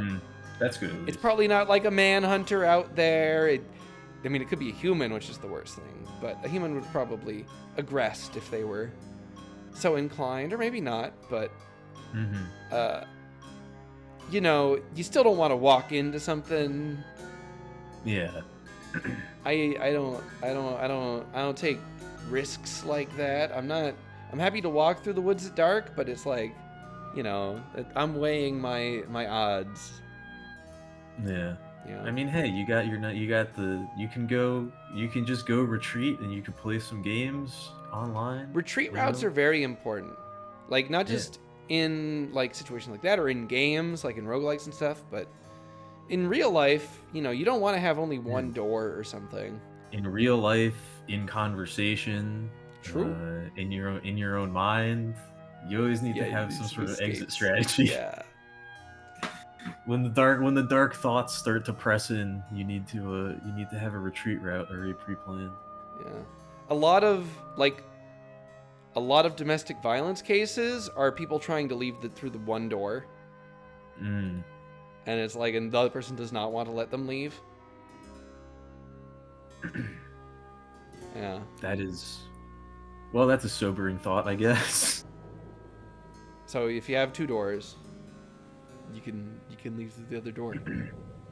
Hopefully. I think I've got a couple retreat routes. Apartments and like that kind of thing are really bad at this because Yeah, that's not they good. open onto one hallway and you're probably not jumping off the balcony. I mean, it depends. Yeah. What's the how bad is the situation? What floor are you on? I mean, that's also a good question too. Yeah. I don't know. So you doing anything else today? Probably Idle chatter. at some point. I don't know. I mean, yeah, I'll probably try to get stuff. I've been so frustrated lately with my Let it out. Let it out. Express what's the matter. my creative output, Yeah, me my too. priorities, how I've been spending my time. I don't know. It just feels like part of me kind of feels stupid even talking about it because it's like I'm sure everybody feels that way. Like, Sure, and everybody that's not- needs like some kind of outlet, even if it's Yeah, I guess not that's like bitching about it. It's It's like Some beating kind up of your cope. significant other because you've secured the one escape route from the Yes, apartment and they have exactly. no recourse. exactly. Yeah, I don't know. I feel like I'm not working on the games as much as I should. Well, let's I work have on the other- game right now. We're talking games. We've been talking games. That's We true. were trying to talk some mechanics. It's a dungeon or a straightforward adventure game where you go into some kind of space. I've always really loved how versatile a dungeon can be. Like, it doesn't have to be like the dungeon of a castle like it is in Fear and Hunger or something. Like, a spaceship is very much a dungeon Yeah. because I it's guess like a the idea- contained... The idea that there's a very long lore document with with thousands of words in it. At this point. Flavor Text Pro you were talking Yeah. about. Yeah, basically, I don't know, like,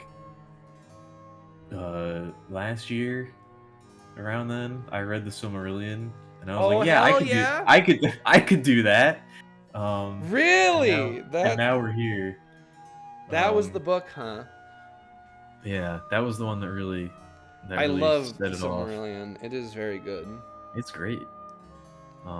Yeah, the idea for, without getting too into it, it sort of takes place in kind of like a non-Euclidean, like, dreamlike environment. I see. So Pretty much you're an moving- excuse to do whatever you want.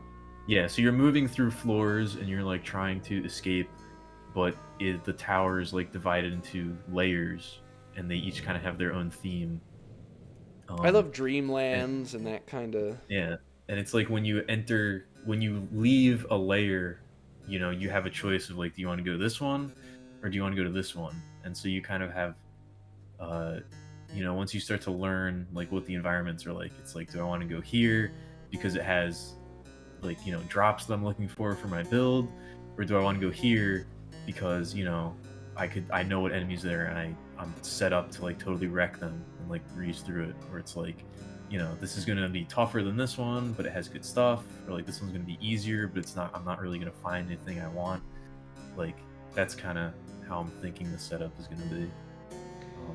Which can be very Depends, like, interesting how if you like progress. time's an asset or food's an asset. In games like Stone Soup Dungeon Crawl, they removed Yeah. food and like hydration as limiting factors, which I think was like a good change because they took up a lot of micromanaging and like brain space, but it made some areas less hazardous, question mark.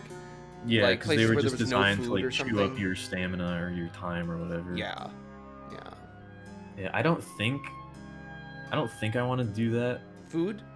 for this. Yeah, because I kind of Or want just it to even have design more- places that are awful like that. Well, I mean, that's assuming that that we can make the game good, but that's a big ask right there. True, but I would not like I would like to not intentionally design tedious. areas that are awful, but you know, it might happen anyway. True. It might happen by accident. And then you just use the assets you made for like some sort of awful tomb, and you assign those to that place with the bad mechanics, and then bada boom, you know, it's got a reputation. Yeah. And then I make it like I go the D&D route and I say, actually, we made it bad on purpose. Yeah, the you're whole not time. supposed to choose it. It's Yeah. we put an achievement It was a with secret going meta through trap. it. Yeah. Yeah, that's what I was saying when you were talking about like doing the moss bear.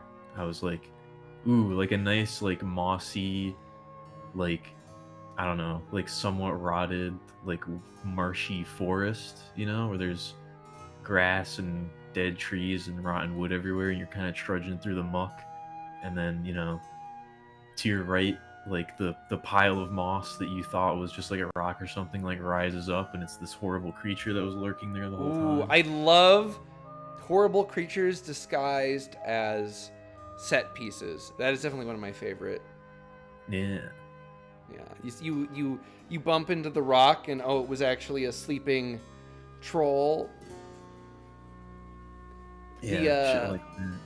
In Caves of Cud, there are rock type monsters that have been brought to life through their silicone becoming intelligent and stuff. And in Yeah, the lore, yeah. they can Are they like called the be disguised as Cragmensch? rocks. Yeah, yeah. I think they have my favorite description of They have a every very enemy good in the description. game. I don't know what it is off the top of my head, but It took me like 2 or 3 times reading it to be like, huh? Like, what is this trying to say? And Yeah, then I it's was like poetic.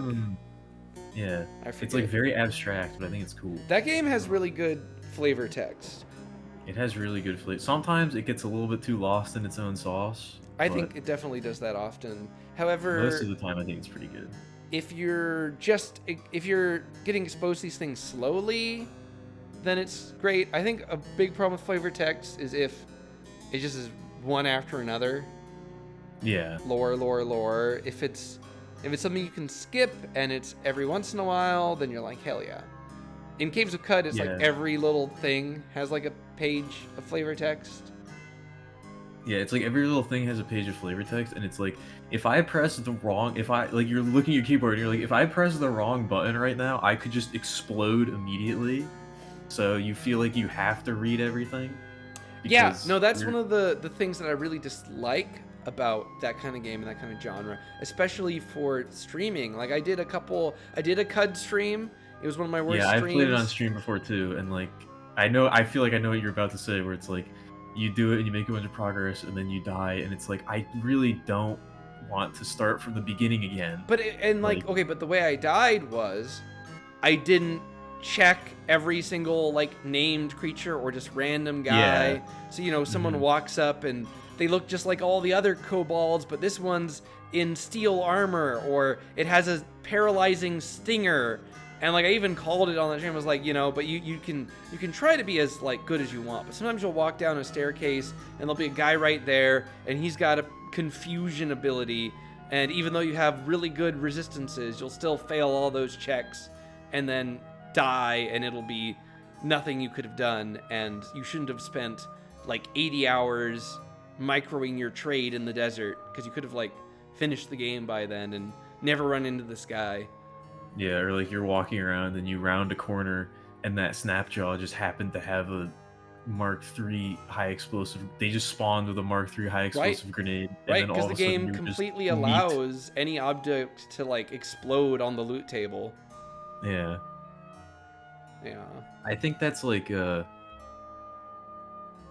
don't know. I think that like we were talking about before, like balancing the RNG. I think it works in Cud's favor because like you that's the kind of have game. the it's the game, and you kind of have the freedom to go do whatever you want, like right off the bat in Cud. Like, Not if you're this- playing a Trukin. That's true, but Trukin is suffering in that game. It's very I want them to like do an overhaul of Trukin because there's stuff about it that I really like that I I love the like flavor. better than playing as a mutant. Yeah, and it's like it feels very the flavor of it and like finding the implants. yes. And, like, Which I mean, all the new- sometimes like the 7 days stilts will have like Yeah. a ton of gutmongers, and you'll be able to get most of them. But there are Yeah. some that like you're not gonna find. There are new ones that they added that are really crazy. Like there were like hover thrones, but now there's like hover thrones that have other crazy effects built into I've them. found that they're called like Cathedra Yeah, or yeah, something. yeah. And they occupy your back slot and they give you like a whole bunch of shit. I've found those before, but I've never lived long enough to like buy and install one. Right, because they take up like all your points if you do Yeah. buy it, and is it good enough? And then they often have ego-based modifiers, and like I think most of the those time you, I think like, those take you them. also can't unequip. No, the back one you cannot unequip. Yeah. Though if you really feel like it, you can. It's a game in progress. You can open up the debug menu Yeah. and be like, okay, well, this is like glitched. And I or mean, yeah, something. like you were saying with the flavor, like they're like what they are is they're like little shrines built to like the ancient makers, the eaters of earth, and the high people that existed in the before times. I and love you the eaters. literally Such a good you word. literally install it into your back and it gives you superpowers because it's the greatest piece of technology I think ever. it's meant to be in like in some settings or whatever, there'll be the high emperor sitting on the throne, and he's got these powerful powers, and it's like coursing with energy. I think it's meant to be like that. Like you're sitting in it, and it's like flying you around, and it's like giving you the ability to make cryokinesis or whatever. Oh, is that what they're supposed to be? I think it is. I think it is from the description, but that's one of the good things about these games. You can like imagine them how you want. Like you can imagine it's I like a gotta just- statue or something. Oh yeah, that is what it is. Damn. That's one thing, is like how games choose to flavor an ability can be pretty different. Like are you strong because you're just like strong and muscular, or is there like robotic parts woven onto you? You know, is that what's making you extra strong? Are you using your mind to empower your abilities? I like that in CUD you can do a combination of these things. Yeah. I like to try to feel like go I had- ego Truekin because it's so fucking hard. Oh yeah. I feel like I had a salient point that I was going to make earlier, but I I'm didn't. sure you did. I'm sure you had many that you forgot today. Oh yeah, that's the other thing about Caves of Cod is that like a significant portion of the fun is like the character building or Mhm. like the character creation. So in a lot of ways, it's like you don't really mind when you die because it's like, okay, I get to make a new character, and there's like With a bunch of me- wacky with- shit that I can do. With mutants, it is. With mutants, it's a with ton mutants, of fun to just get rolling. Yeah, I think that's what they were trying to go for with the Truekin, because the Truekin they start out with better stats and they get more skill points and stuff. So it's like like creating them isn't as fun, but there's a much higher chance that you like live to the mid game than when you're playing as a mutant. Well, you know, if you take like the good mutations that are like strong flat out at the beginning, like a freeze ray or something, you can definitely guarantee get to the mid game. But there's probably like a slump because once the Truekin has access to lots of implants, then they can Yeah. they can like fix their issues and swap them out. And they do have all those stats, and they can get all their abilities because they get extra skill points and stuff. Yeah. But, you know, you can be like a four-armed... Okay, no. The real strongest build is being an Esper, though. Oh well, yeah. But we don't even, like, talk about that because it's like a different game. Yeah, it's like I don't know. There's so many things about. It's so crazy to me that game has been in development for so long, and like Features every Like, they're- Friday, pretty much. yeah, and just like they're not done with the campaign yet. They're not done with the main story yet. It's pretty And it's like- far. If It's anything, almost- if one point- anything, one point it's it was too almost out. far. You think so? You think it goes on for too long? I've Because not beaten it. So as I can't someone complain yet. who interacts with the game and has like, you know, started a ton, it was like the stuff that was at like the end of the power curve was already very deep in the power curve, right?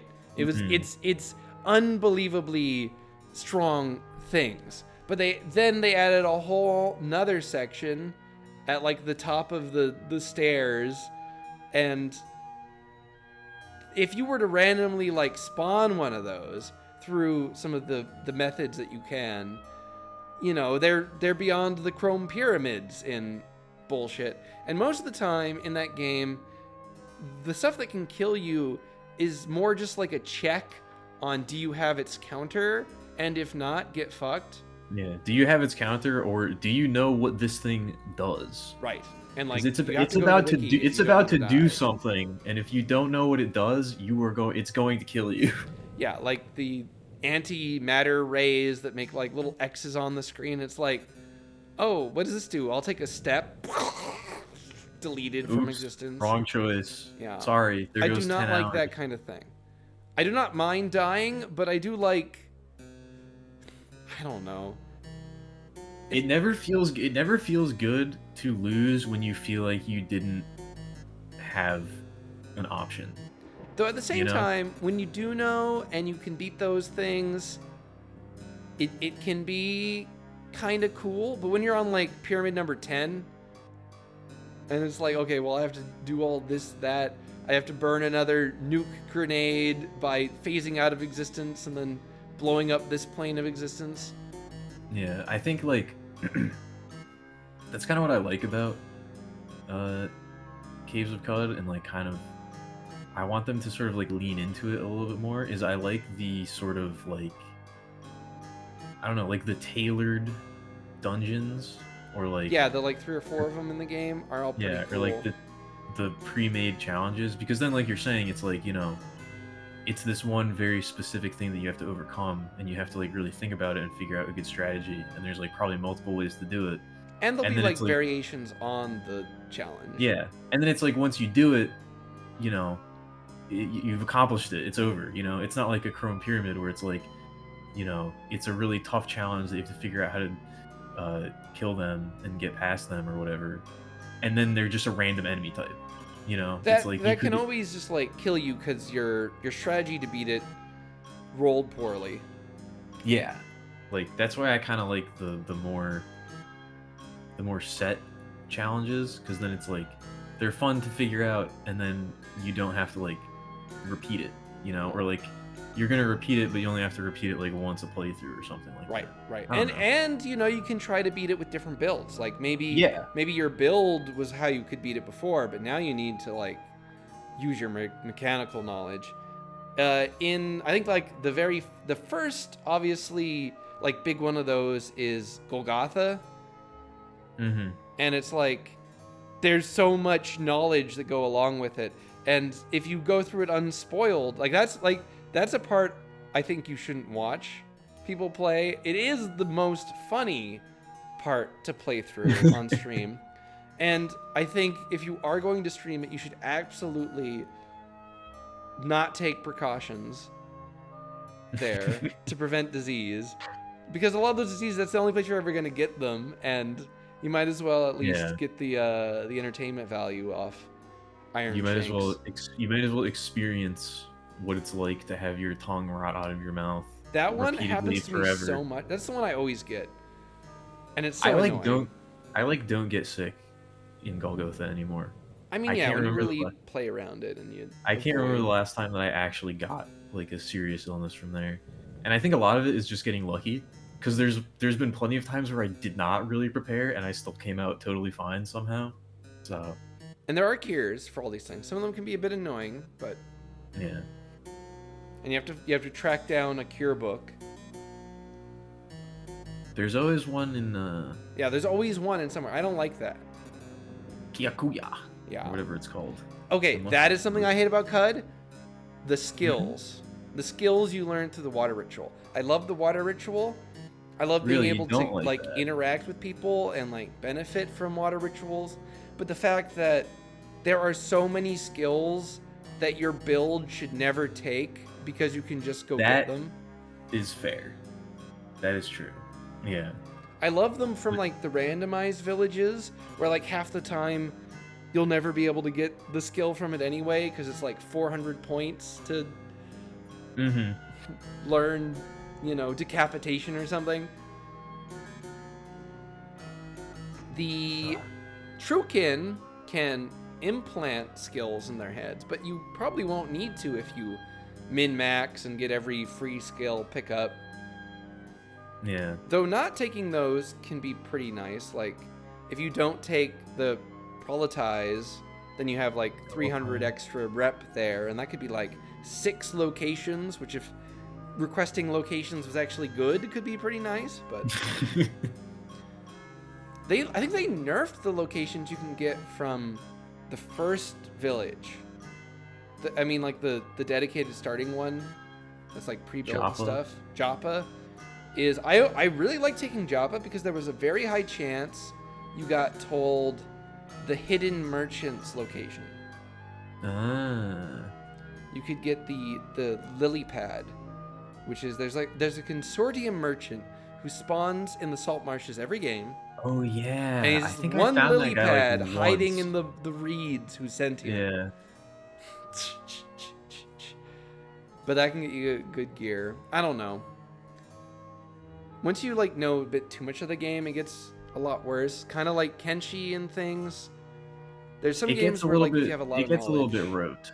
It gets a little bit rote. Yeah. Like once you reach the spindle like once, then you realize, oh, like I can get all the in-game gear here that everywhere else Yeah, you kind of like pre-plan what you where you're need to gonna do go and to like get to a certain point, and then it's like I think that's kind of like the bad balance of RNG, mm-hmm. where it's like I figured out enough of the game that I know how it works, and I can get past the early to mid game or like the early and mid game like consistently, unless some random thing happens that kills me that there was no way I could have stopped it.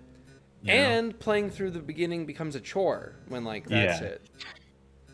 And that's It's like, kind of 'cause how it is with CUD if you like take the same build. Fortunately, Yeah. there is build diversity. So your game that you have the notes on, is there any Mhm. build diversity at all? Is there any idea given to the main character? Do we know? There's or a is it lot stuff of they pick up? this might legitimately be too complicated to talk about right now. Okay. Because A, we're still figuring it out, and B, it's kind of wacky, and I don't know if it makes any sense. Wacky. So That's cool.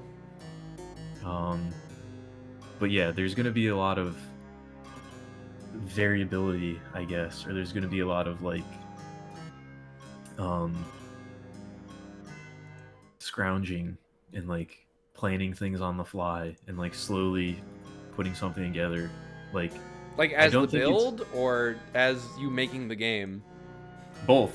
Uh, But yeah, it kind of is gonna be a system where you can't really plan too much.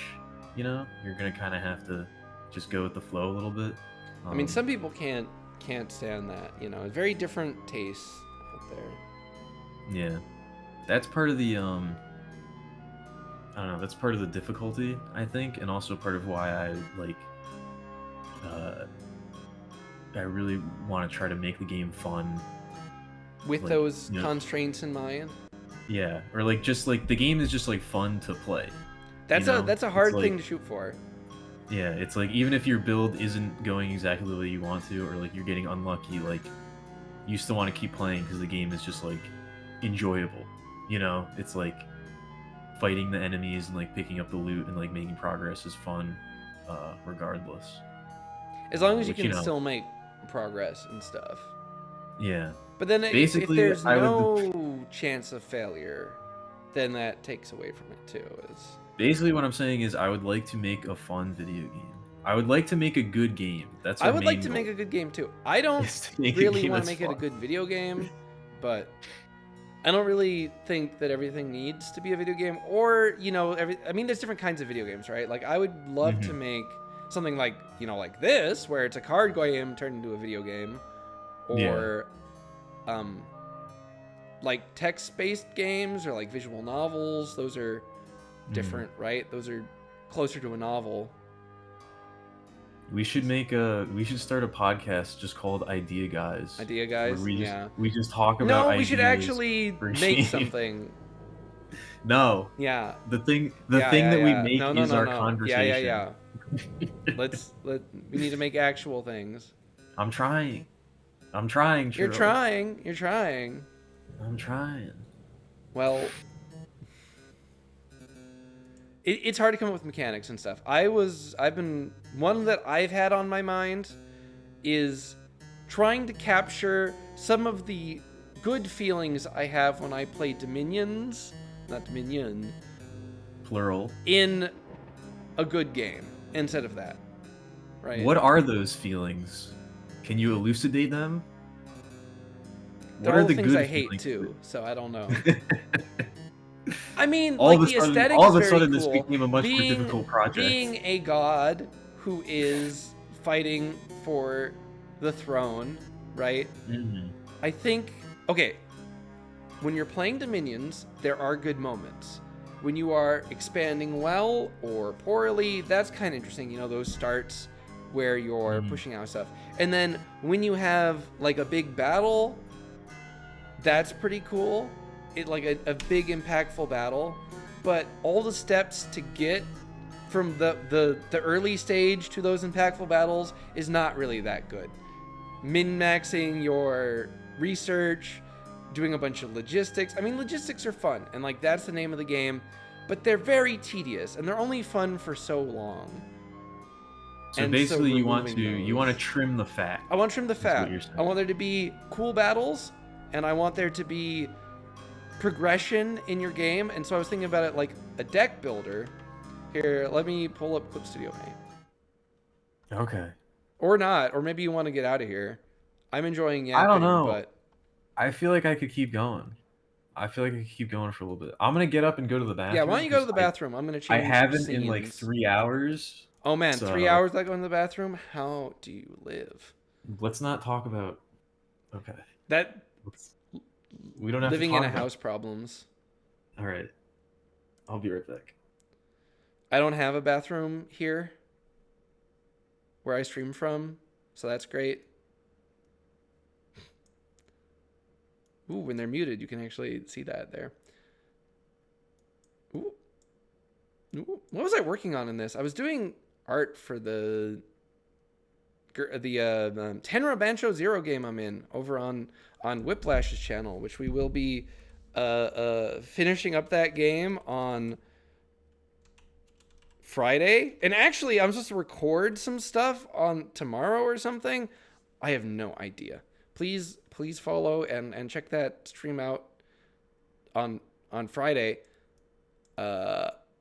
We had a game, and I don't think you have to watch the other one, but you could. The VOD should still be around. These are All right. All right. I've returned. Where is the art for that? We need to figure out a way to like change where we are. Here's some character art that was made for my RPG I was playing the other day. This was not me. This was Whiplash look at made that. this. Yeah, very cool. I'm the mundane samurai on the far right. We've got a super genius weapon creator who makes like nukes. Ojo-sama? On the far left, we have a femboy Oni. Wait, and that one's not you? That one's not. Oh, I'm sorry. I mean, the part of the fun of role playing is you get to be somebody else, so that's true. If you're that in real life, why would you want to play that in a game? That would just be boring. Well, the femboy is a femboy, and the skeleton is also a skeleton in real life. So They could also be a femboy. We don't know. true. Just because the soft skin has peeled away and the flesh is gone does not mean you are no longer a femboy. It's really more Just of a 'cause- mind. It's really more of a mindset. Yeah, than death it can't is- stop you. Yeah. But I played a very, I like more down to earth people usually, but I think So that's you're a telling product me of being you had the forever- choice to be a techno skeleton samurai thing, and you chose. I to have a be- mech. You chose to be a guy. I have a mech, so Oh, okay. That's I'm fair a then. guy, but I don't have to like steal the show from my own mech. Your character doesn't have to be cool. So they have- here Robot. I was thinking of this game in the context of a single player experience, Okay. where you deck build. I conceptualized it as Does this have anything to do with the characters we just talked about, or was that? no. That was Those just a is file on the that happened- screen because okay. I on my Clip Studio Paint board. All right.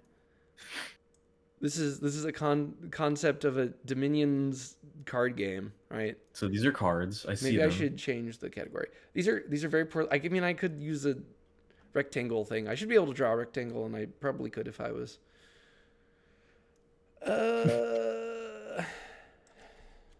Please do not get bogged down in Drawing the visual aspect here. Yeah, that's not the won't, important part. I won't. Just chatting. So, I saw it as there are different types of cards that can be played in different areas. I love resource cards, like planes and things. Everyone complains about them.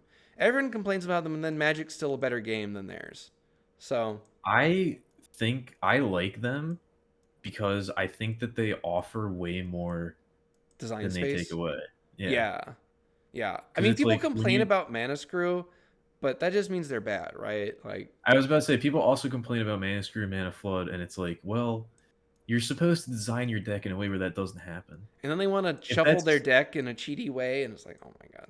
Yeah, if that happens to you consistently, that just means that you made the deck bad. Yeah. Like, And it's a good thing when it happens inconsistently, in my opinion. Now, it's a little bit cancer if you're on like the Rild stage or something, but those people cheat anyway. I don't know if you knew this, but it's very common that like the best players in Magic are huge cheaters.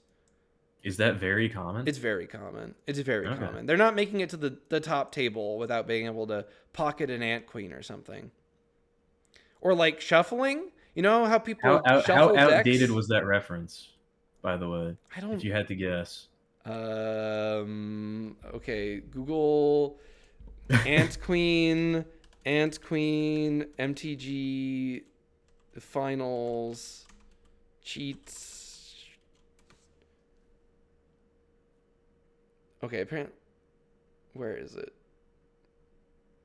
2010, maybe? Okay, that's not Oh so my bad. god. That's not that bad. That's pretty bad. That's pretty bad to be able to take a card from. But that was like when I was peaking in playing it, so. Okay. Okay, so with I also really like games without persistent board states, where a lot of the stuff is not just constantly on the board, but more like the things in your hand. Yeah. Yeah. I like that too. I mean, like, so That's like the kinda resources that's- in Dominion are like gold, silver. Yeah. That's kind of the idea that we're going with, is like kind of a yeah, like Dominion style, where it's like you have your hand, and then next turn you draw a new hand. You're not like So you're it is a working with card game? This is a different look. Okay, different We game. have there's many concepts. There's many ideas in production. We can't help ourselves. I get you. So my idea with the game was that there would be, by default, 7 slots. Mhm. You would perhaps also draw 7 slots, but the very first action in your turn would be to draw whatever the base amount of cards is, and then choose a leader from your deck to play in the center spot. And the leader is any of the like unit cards that will be in the game. So there'll be like default ones at the start of the game, Mhm. and they will have modifiers if they are chosen as the leader for a turn. So some cards will have like advantages as being a leader, and those will affect the resource card, which I have divided them into colors. So Oh we boy. have, okay, let me go over the color division here. So we have red to signify the cards in the front, which are generally going to be combat or creatures of that kind, Uh-huh. or military advantage in some way. Then we will have the blue cards in the center, which signify both things that are magical, like a fireball, or religious in nature, Mhm. so that you'll be able to use like multiple assets. But if your deck is all balanced towards like one thing, then you don't have the slots for it, unless that's modified by the center card, right? So say the center card was a wizard of some kind and he had a magical staff, then maybe you'll have extra blue card slots, but you'll give up some other slots. Okay. Or you'll be able to play blue cards in the red card slots or whatever. And then there will be yellow cards. I got the primaries here, which will be Mhm. resource cards. Yeah.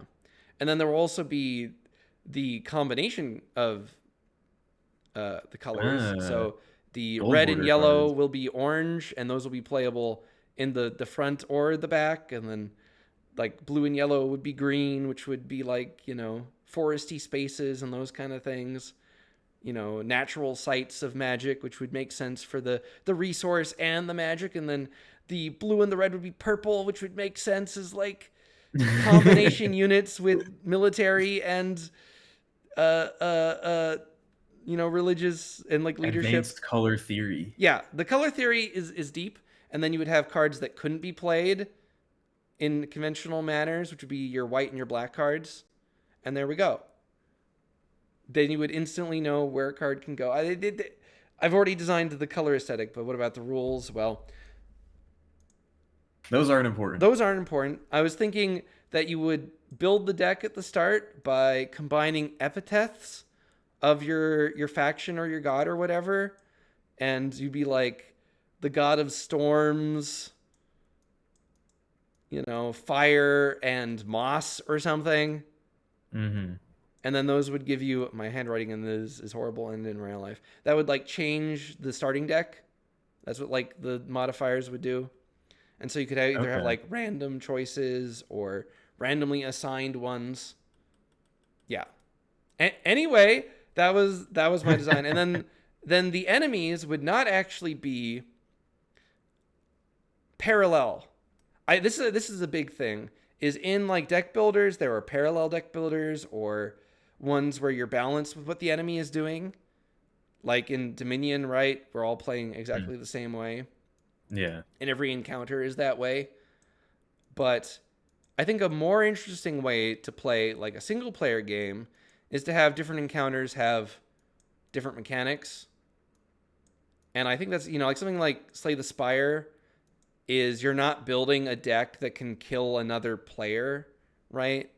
You're not trying to be able to create the most efficient deck in a specific kind of scenario. You have to be able to Yeah. answer a lot of different, You have to be at least somewhat adaptable. right. Or- And you had to take a card earlier, which is really bad in your deck, but it's the only one that can beat a certain scenario with how your deck is built, right? Because maybe your deck is really designed towards a certain strategy, and there's some enemy that because you've played the game so much that can counter it. I think that's one of the worst Yeah. parts about Slay the Spire is how much knowledge of the enemies you have to have, which is why it kind of works for them that you have to like beat the game 20 times to get on the hardest mode. Yeah. Because it gives you more and more. It stacks up the difficulty, and by then you should kind of know what everything does. But I didn't know how to beat a lot of enemies efficiently until I started like watching other people play the game, and being like, oh, that's how I could get my damage down to 0 in this fight. Yada yada. So I was thinking in like a visual novel style, which is how I see this game kind of combined with, is you're playing through like the story of someone trying to lead their nation to godhood. And so you'd like have story events and maybe make choices and fight different things. But the resource you gain, because, you have resource cards, right, would actually do different things on different maps. So it wouldn't be tied into your build necessarily. So you're envisioning this as a single player game. As a single player game, I think most games are vastly improved by the removal of other human beings. I'm Especially if you can't not going trash to talk argue them. with that. You won't argue with that one? I'm not going to. Nope. I'm not going to put up any resistance to that. Yeah. So I'm like thinking- on this map, right? Like say we're on like a siege map, you could perhaps, be playing against a maybe the enemy actually is very symmetrical with you. Maybe they also play by having leaders and these various cards and things, but the victory conditions could be different. Maybe they will you're like sieging them, and if you have to like pay to keep them from getting reinforcements or something, and the game would change in the encounters. Because I think that playing the same kind of fight over and over, like even in Slay the Spire, a very good game, by the time you're on like the 3rd floor, it can be kind of tedious to play through a mundane fight. I like the idea of like taking like you're saying, like making these tailored encounters where maybe the win condition is a little different, or the board state is a little different, or like your cards literally do different things than they would somewhere else, because that kind of it gives it a lot of variety, and it kind of like it gets you thinking about things in a different way, because it's like, do you want to try to split the difference and like make a deck that's very good in a bunch of different scenarios? Do you want to like make a deck that's very good at doing one thing but maybe isn't like totally tuned for this other type of thing? I feel like it needs to have some sort of like there needs to be an element outside of just your deck, or there needs to be like some sort of persistent thing outside of the cards, because I could see it getting very like difficult to parse everything, like if you have all these different situations that you have to be prepared for, or you have all these different things that your cards can do depending on the situation. I feel like that could be maybe like a little bit too much to keep track of, or like a little bit too. A lot of that stuff is like knowledge that you get through playing it a ton, which can be very rewarding in some games. Yeah, but I'm just imagining that maybe you have like your like your main little settlement between encounters.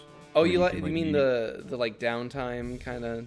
Yeah, like maybe you can like swap out your deck, or like, you know, adjust it a little bit down like in between, or like maybe you can sacrifice cards from your deck to Like get through some encounters, or yeah, or like develop your little settlement, so it's like you take cards out of your deck, but then they give Ooh. you like a permanent buff or something in your little settlement. and That's it's a like good way maybe to there's combine cards- removal and to teach Yeah. players to remove things. So some people don't Yeah, know that you really should be removing stuff. and then it could be like there's some cards that it's like they don't really do anything when they're in your deck, but if you take them back to the settlement, then, you know, they're really good upgrade materials. Or like I like that in, I don't know if you've ever played it. It's definitely a game I don't want to spoil anything of, and if you haven't played it, you really should. But Inscription, I've not played Inscription now. okay. Well, it's very much not a spoiler. There are, in like the very earliest part of the game, you'll be introduced to pelts, which Mhm. are like the furs of dead animals, right? You know what a pelt is. And they don't do I am anything. aware of what the word pelt means. That's correct. They don't do anything as a card. You can play them to simply be a like inanimate card that gets destroyed on the map. Mhm. So they do have like some use you can do. They are like a curse otherwise though, right? Like they're just bogging down your deck. Yeah. But if you can make them to a certain stage, you can cash them in and get better cards. Ah. Yeah. Which can be interesting. Or you can try to remove them, right? Okay. Yeah. Yeah, I feel like if you're going to have like really different types of encounters, or like really variable scenarios, then there needs to be like more opportunities to you need to have like a little bit more control over your deck, I feel, than like Whatever something like it presents to you. I don't know. I think that is a really cool way to have skill expression, to have there be less control. Like a game like Slay the Spire, where you really have to know the game to do those things I was talking about, like specifically taking cards because you know that they're going to help you win a certain encounter that you wouldn't otherwise. However, I do think that it is very painful in the learning curve, and your game has to be really good to justify it, right? yeah. There's a game that I have been wanting to, there's like a setting that I've either wanted to run something in, and one of them is some kind of deck building game. The concept is you are exploring an ocean that is swept by magical energy in a storm yearly or whatever, and it's full of random islands that have wondrous things upon them, and you are playing someone sailing into it in the calm season, trying to get what you can before the end of the calm period so you can leave. That's really cool. That's And- basically what Against the Storm is, but not Is it? on the ocean. That's Oh the my plot god, of it Against is, the isn't Storm. it? Yeah. I never played it, but I've seen some of it, and Yeah, seen that's like people the play it. exact setup for that game, just not on the ocean. Right. That is I mean, it's a cool concept. So Yeah, no, that seems can't- like it would can't be blame really 'em. fun for a. But I was thinking, so setting. here's how this would be a very different mechanic than Against the Storm. My idea was you would select a captain for the game, and you Mhm. would have also other crew members, and you would get encounters that would be solved in different ways. So maybe you like use force on the island, or you capture rare animals from the island, or you engage in profitable trade, and you kind of have to balance that. And that could be either against other players or single player. I've also wanted to use the same setting for like a tabletop or like a GURPS game or something, because I think it's, I mean, obviously settings where you can just do whatever you want for the stages. And I also really love islands as places of encounters, because an island is basically a dungeon. Basically. They have, layouts. They can have treasures hidden in places. You could even have a dungeon beneath an island. Yeah, you can basically just do whatever you want with it. And But it's you're own like on the island, right? self-contained When you little leave, you area. leave. Yeah. And I And I think really just like the like aesthetic. just sailing and traversing the seas is a cool, I don't know. It's always fun. It is always fun. Speaks to the exploring Yeah. aspect. It's just more like when you get like your little vehicle or whatever, whether In it's like your, games, when they give you vehicles. yeah, when they give you you get your airship or whatever, you could start flying around. I It just often feels like, find that ruins the game for me. I don't know. I like that. I like that. Because I it think more games- removes travel. I Like think some more games, they should keep like it there, lean but- into it though and make it like, because like you're saying, it kind of removes travel. I feel like they should make it where it's like your airship or like your ship or whatever, like you can be attacked by other ships, or like Right. you can customize it, or like you need to make sure you have enough fuel and supplies, and it's like it expands. customizing it, huh? Yeah, it expands your big. You can go anywhere you want now, but you have like more to worry about as a result. Customizing is fun. I really like customizing in games. Like Cataclysm, Dark Days Advance, you can really mess with mechanical stuff. But Yeah. what the hell are we doing? I don't know. I Yeah. don't know anymore. Do you want to play anything? Are you burnt out?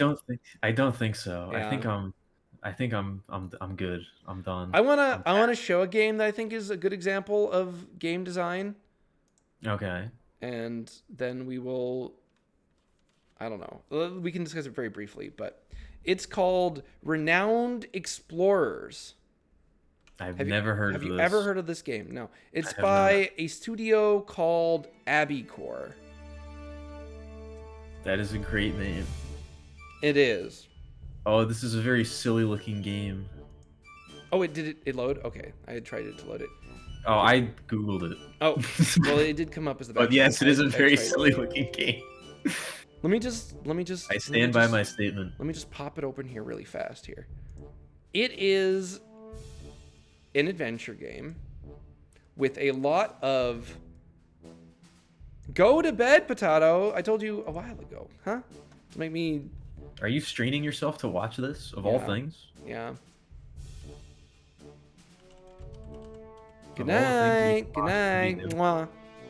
Yeah, get some rest. I need to not do that. I need to not be so disparaging of myself and my. I'm timing you out for 5 minutes. Go to bed.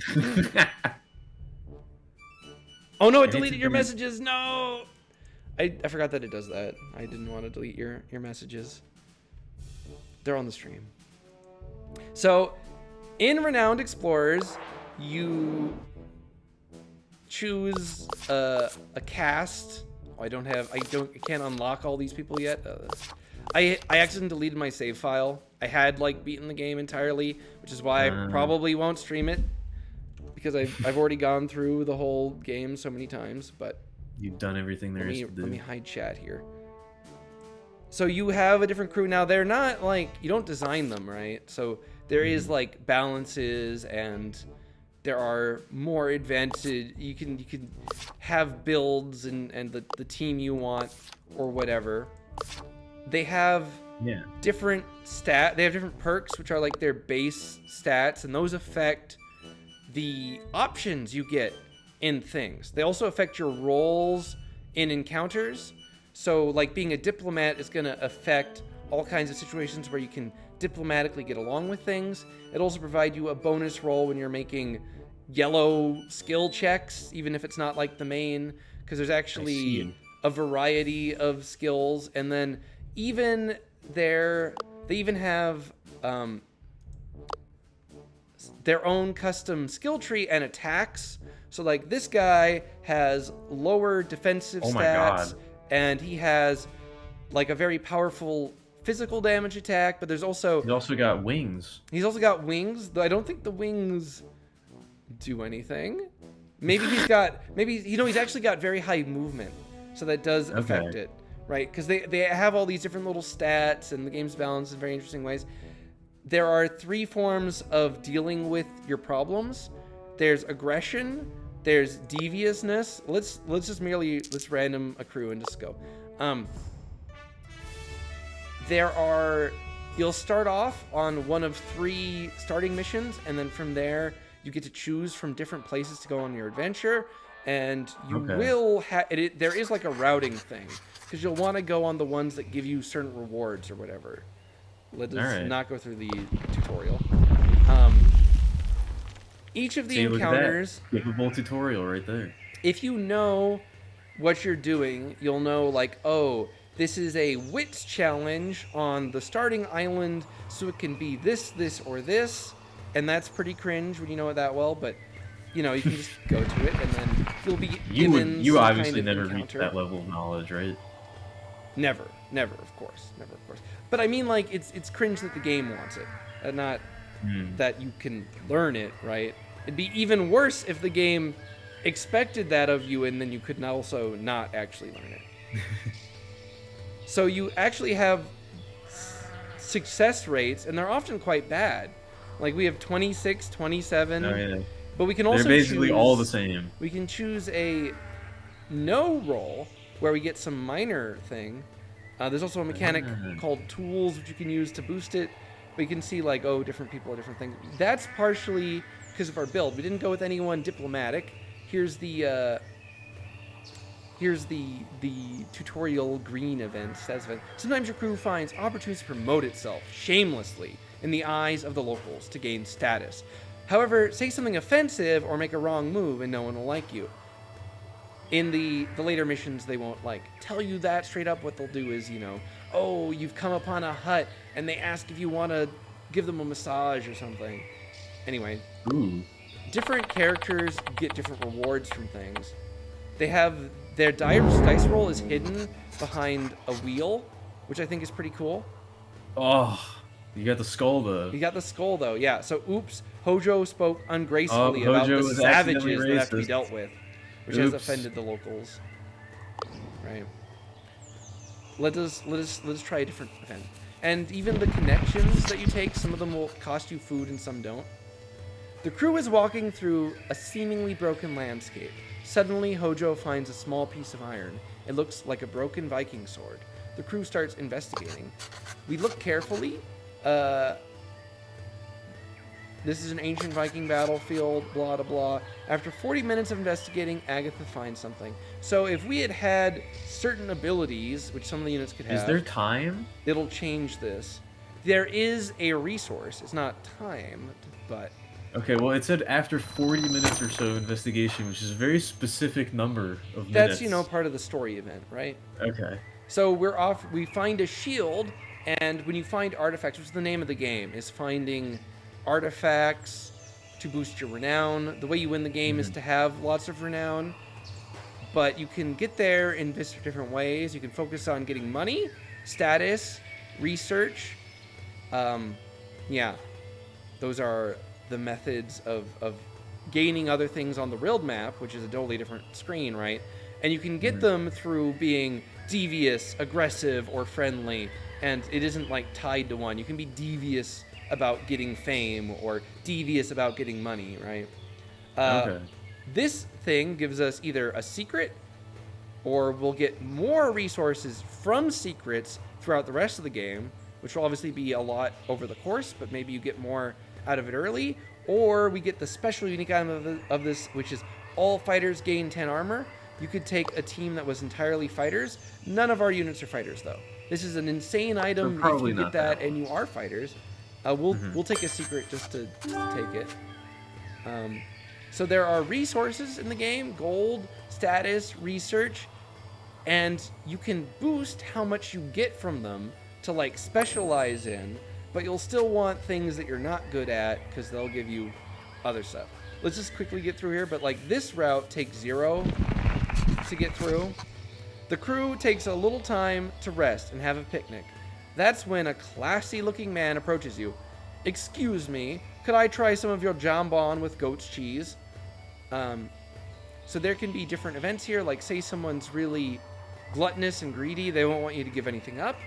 And someone could have they could be like a very high cook, and then they could engage with this guy, and yeah. Okay. We'll say sure. And okay, we give the food critic some food.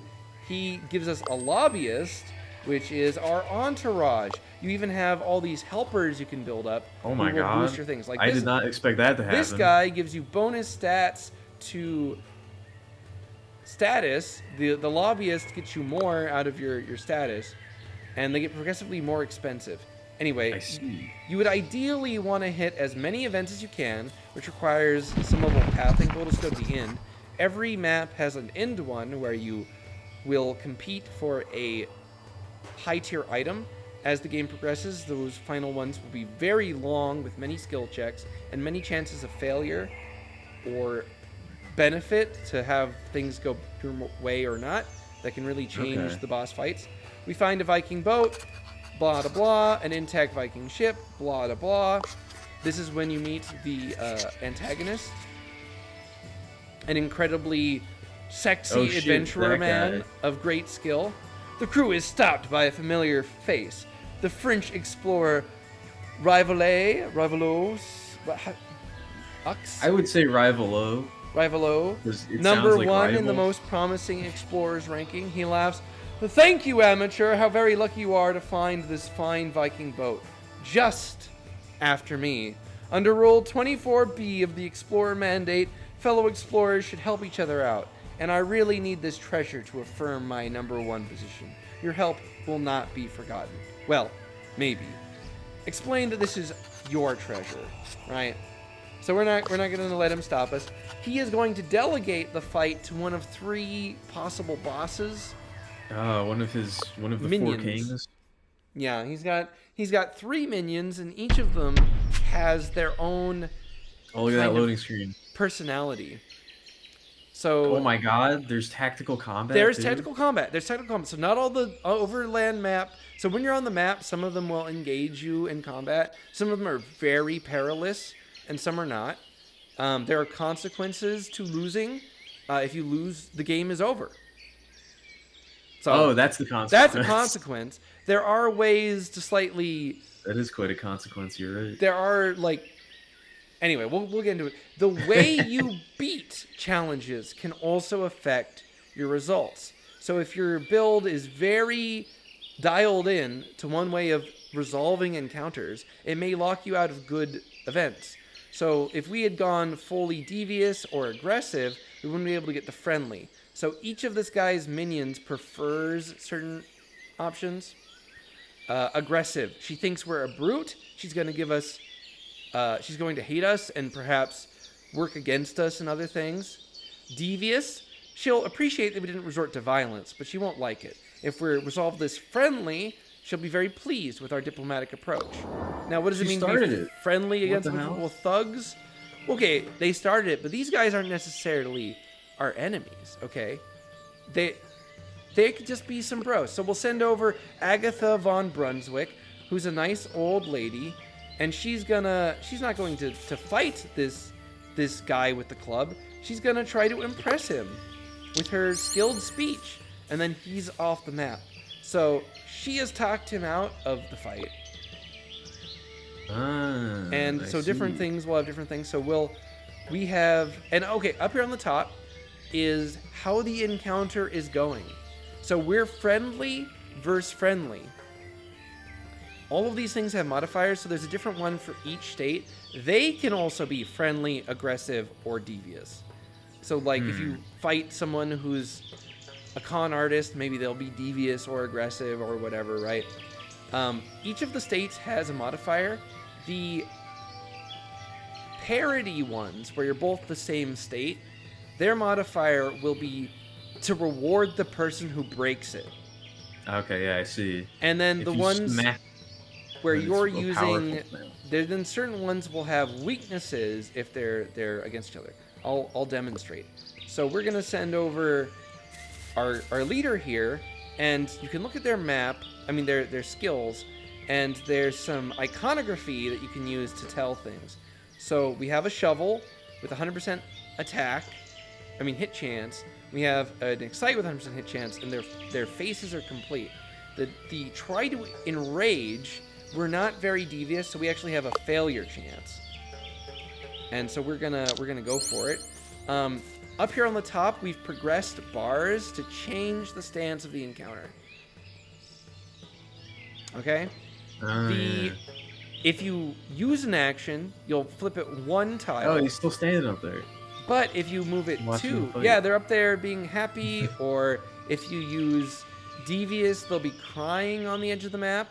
I don't know what happened to the crying guy, but if you He's use, so mad he ran straight home. yeah, I don't know. I Went think all the if way you home. use the aggressive one, they're just dead. But what is she? She'll have some effect. They also all have effects. I mean, not all of them. Like this guy's got no effects, right? He's a generic guy. But Cassandra is the scientist of the Royalist crew. She's friendly and tries to win over diplomacy, but sometimes leaves herself open for attacks. We'll move this guy onto this yellow tile. It's like the limit of strategic movement is there's terrain that blocks you, and there's also these places where just occupying them will heal you in some way. Okay. We're going to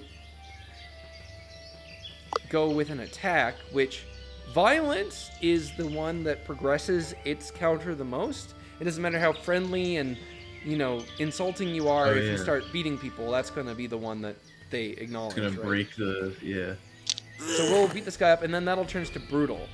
Brutal has the advantage of plus 20 speech defense.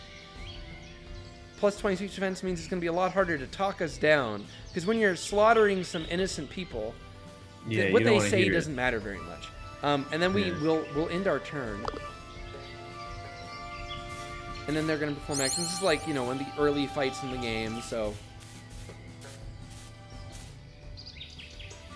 But you can come to this fight a lot worse off, depending on how you play the top map.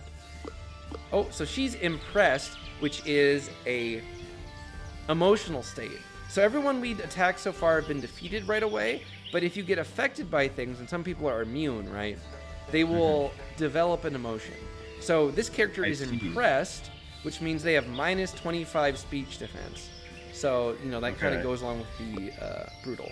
There's also ways to boost someone else. Like here, we're gonna give excited to Granny over here, and then this is a way you can heal as well. So your HP is not health, it is your fighting spirit.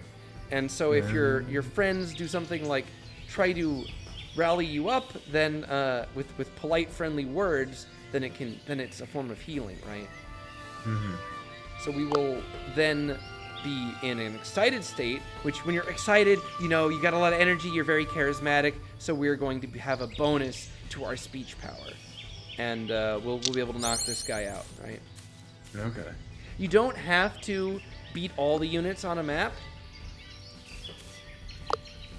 You only have to win the victory condition, which is in this fight is knock her out. Sometimes it is beat them, sometimes it's last a certain number of stages or something. Okay. And then it's not Oh, she did here something. in this map.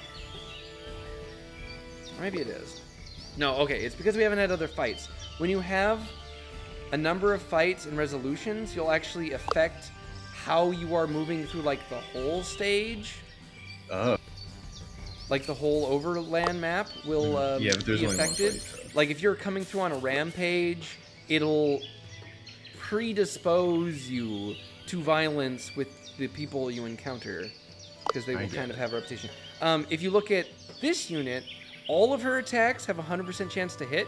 She doesn't have a weak attack method. That's made up for the fact that she's fragile. So some of them are like tank units, some of them are aggressive units. Maybe Okay. she'll take out we'll end the turn and maybe she'll defeat this unit. She has a lot more health.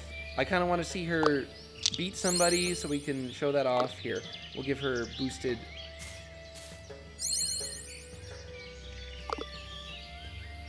So if someone is okay, so she's used an AoE. They have like special abilities. Oh, did we lose? Oh, we failed. I'd want them to show Oh. it with one of them, but she actually killed us all. Okay, well there you go. Yeah. That's how you lose. And then you get your death screen is a newspaper article. Mm-hmm. And it will depend on how you are defeated. So in this one, you know, we were convinced to take an indefinite vacation in the Icelandic I Isles. also like how by it's in Cassandra. the small news section on page 10. Yeah. You barely even made it into the paper. Yeah, the further along you get in the game, you know, maybe more news you get. But Right. like if you're killed or something, or maybe you're captured, you know, that'll influence it. If you can convince her to fight you up, you know. Anyway, that game has a lot of interesting little mechanics in it, where the abilities you take will greatly influence the encounters you have. Yeah, I've never seen that before. That seems It's a good seems game. cool and very, very in depth. It is. It is. It has some great mechanics. Also has some slogs, and there's a bit of route. Because, like, oh, I have these abilities, so I can be very good at these encounters. And that's kind of bad. Oh, and then you want to try to You'll min-max, go metagame, to whatever. you'll always Yeah. go to like the Caribbean because that's got a bunch of rainforests and you have all the scientific abilities because you're going for a certain kind of wind and then blah blah blah blah. I see, yeah. Yeah. And then there's like you have to purposely pick suboptimal builds or go with a random. There's also a daily, or there used to be a daily challenge.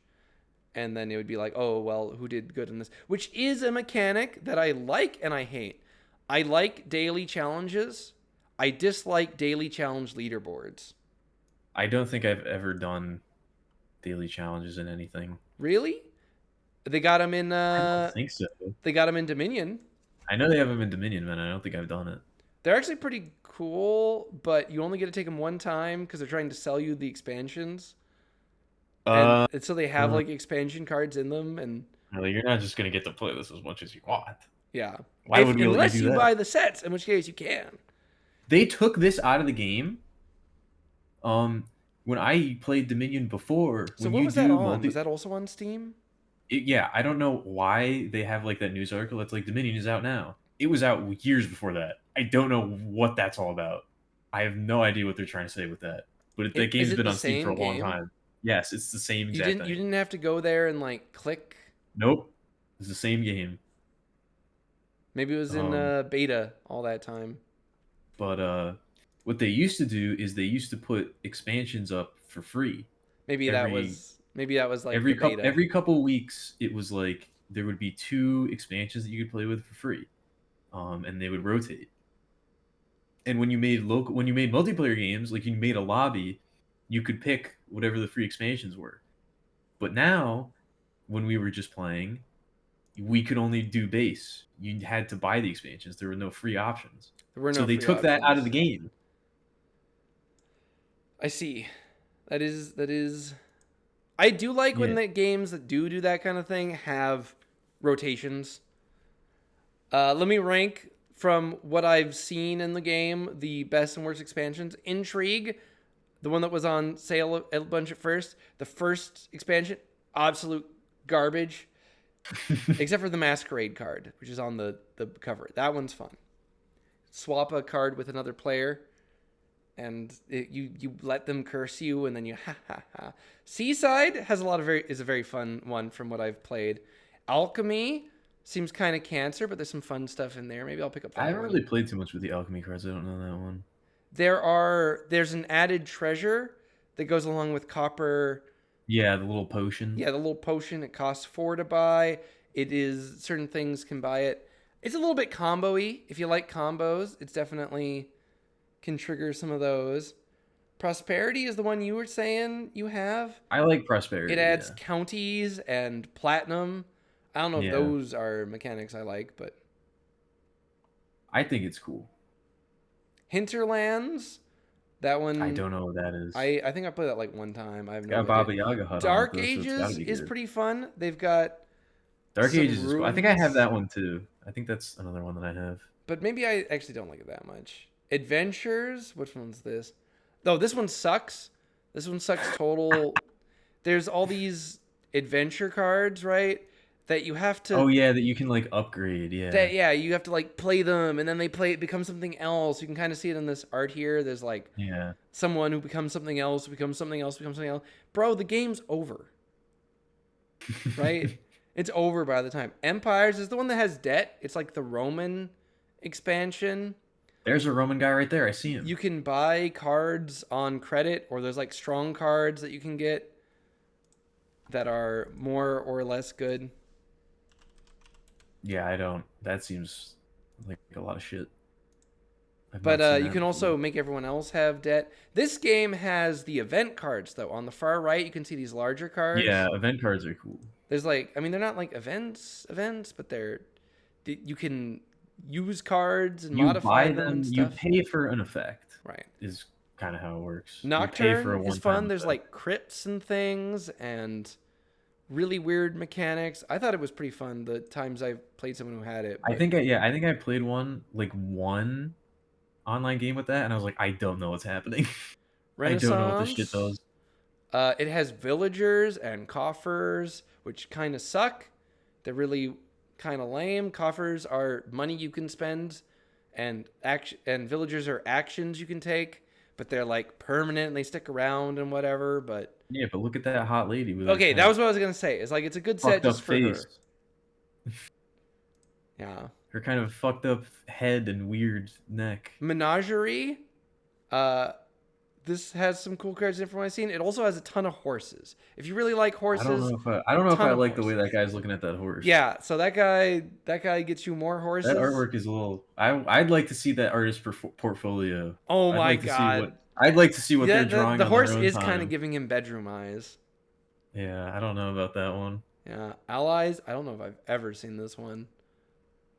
Plunder. I Plunder don't is know very what that is. popular among the tryhards. I've noticed. Is it? Yeah, because I played there's that so one. many Is cool. mechanics. That one to has a learn. bunch of cool cards. It has a bunch of cool cards. That's why it's like very hard to learn.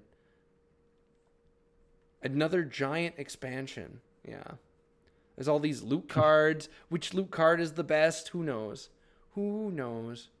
Anyway, I think this stream has gone off the rails.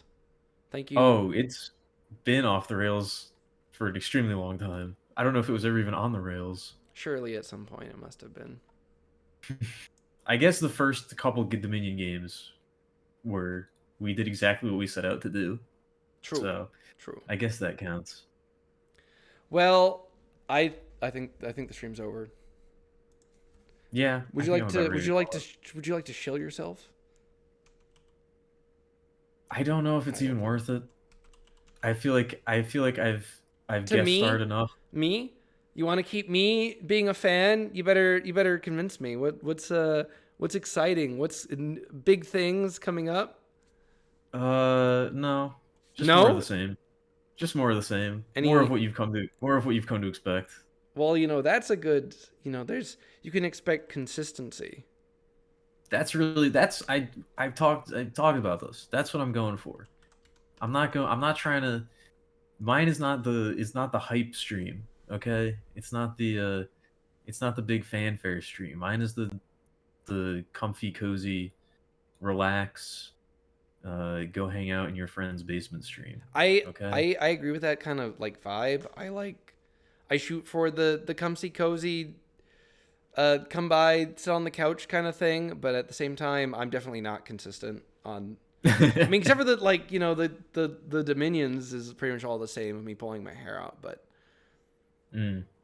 I would That's prefer not that's a to. different kind of comfy cozy. For some people, that's comfy. It's not for me. It's Watching another person lose their mind. that is kind of comfy. It's reassuring, right? At least I'm not this guy. At least I don't have to play that game.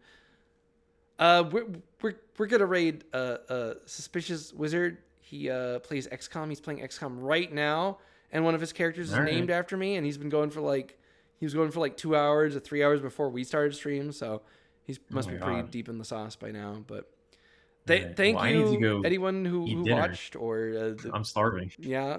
Mm. Have a nice dinner. Bye. Bye, everybody. I love you. Thanks for coming. Mwah. That's my sign off message. I'm not The parasocial. kiss. Yeah. Okay. You gotta give chat kisses. Maybe you shouldn't. Your Do you chat does think- not need to do be you think- encouraged. I was gonna say I don't know if I want to do that. No. Do you think that will keep people coming back if they get a promise of kisses? I don't like Actually, that I know that. You know connotation. what? I know the answer to that question already. What? I'm not. What's the answer? It will. It will? The answer is it will. Would it yes. work on you? That depends. That really depends. I do not want it to be seen in that way that it is. I just very much like when the streamer like moas and gives kisses because it's embarrassing for them. It's a Okay. public humiliation kind of thing, which your streamer should Yeah, always that's what be it. engaging in. I'm sure that's what it is. Yeah, I'm sure no. that's what it is. Yes, because I'm not. You want to hit that rate parasocial. now button? How do you feel about that? Do you want to wait for the timer to run out? Or do You know, I never wait for the timer, Okay. but this time. It's getting dangerously close. Bye. It's getting dangerously close. Bye, everybody.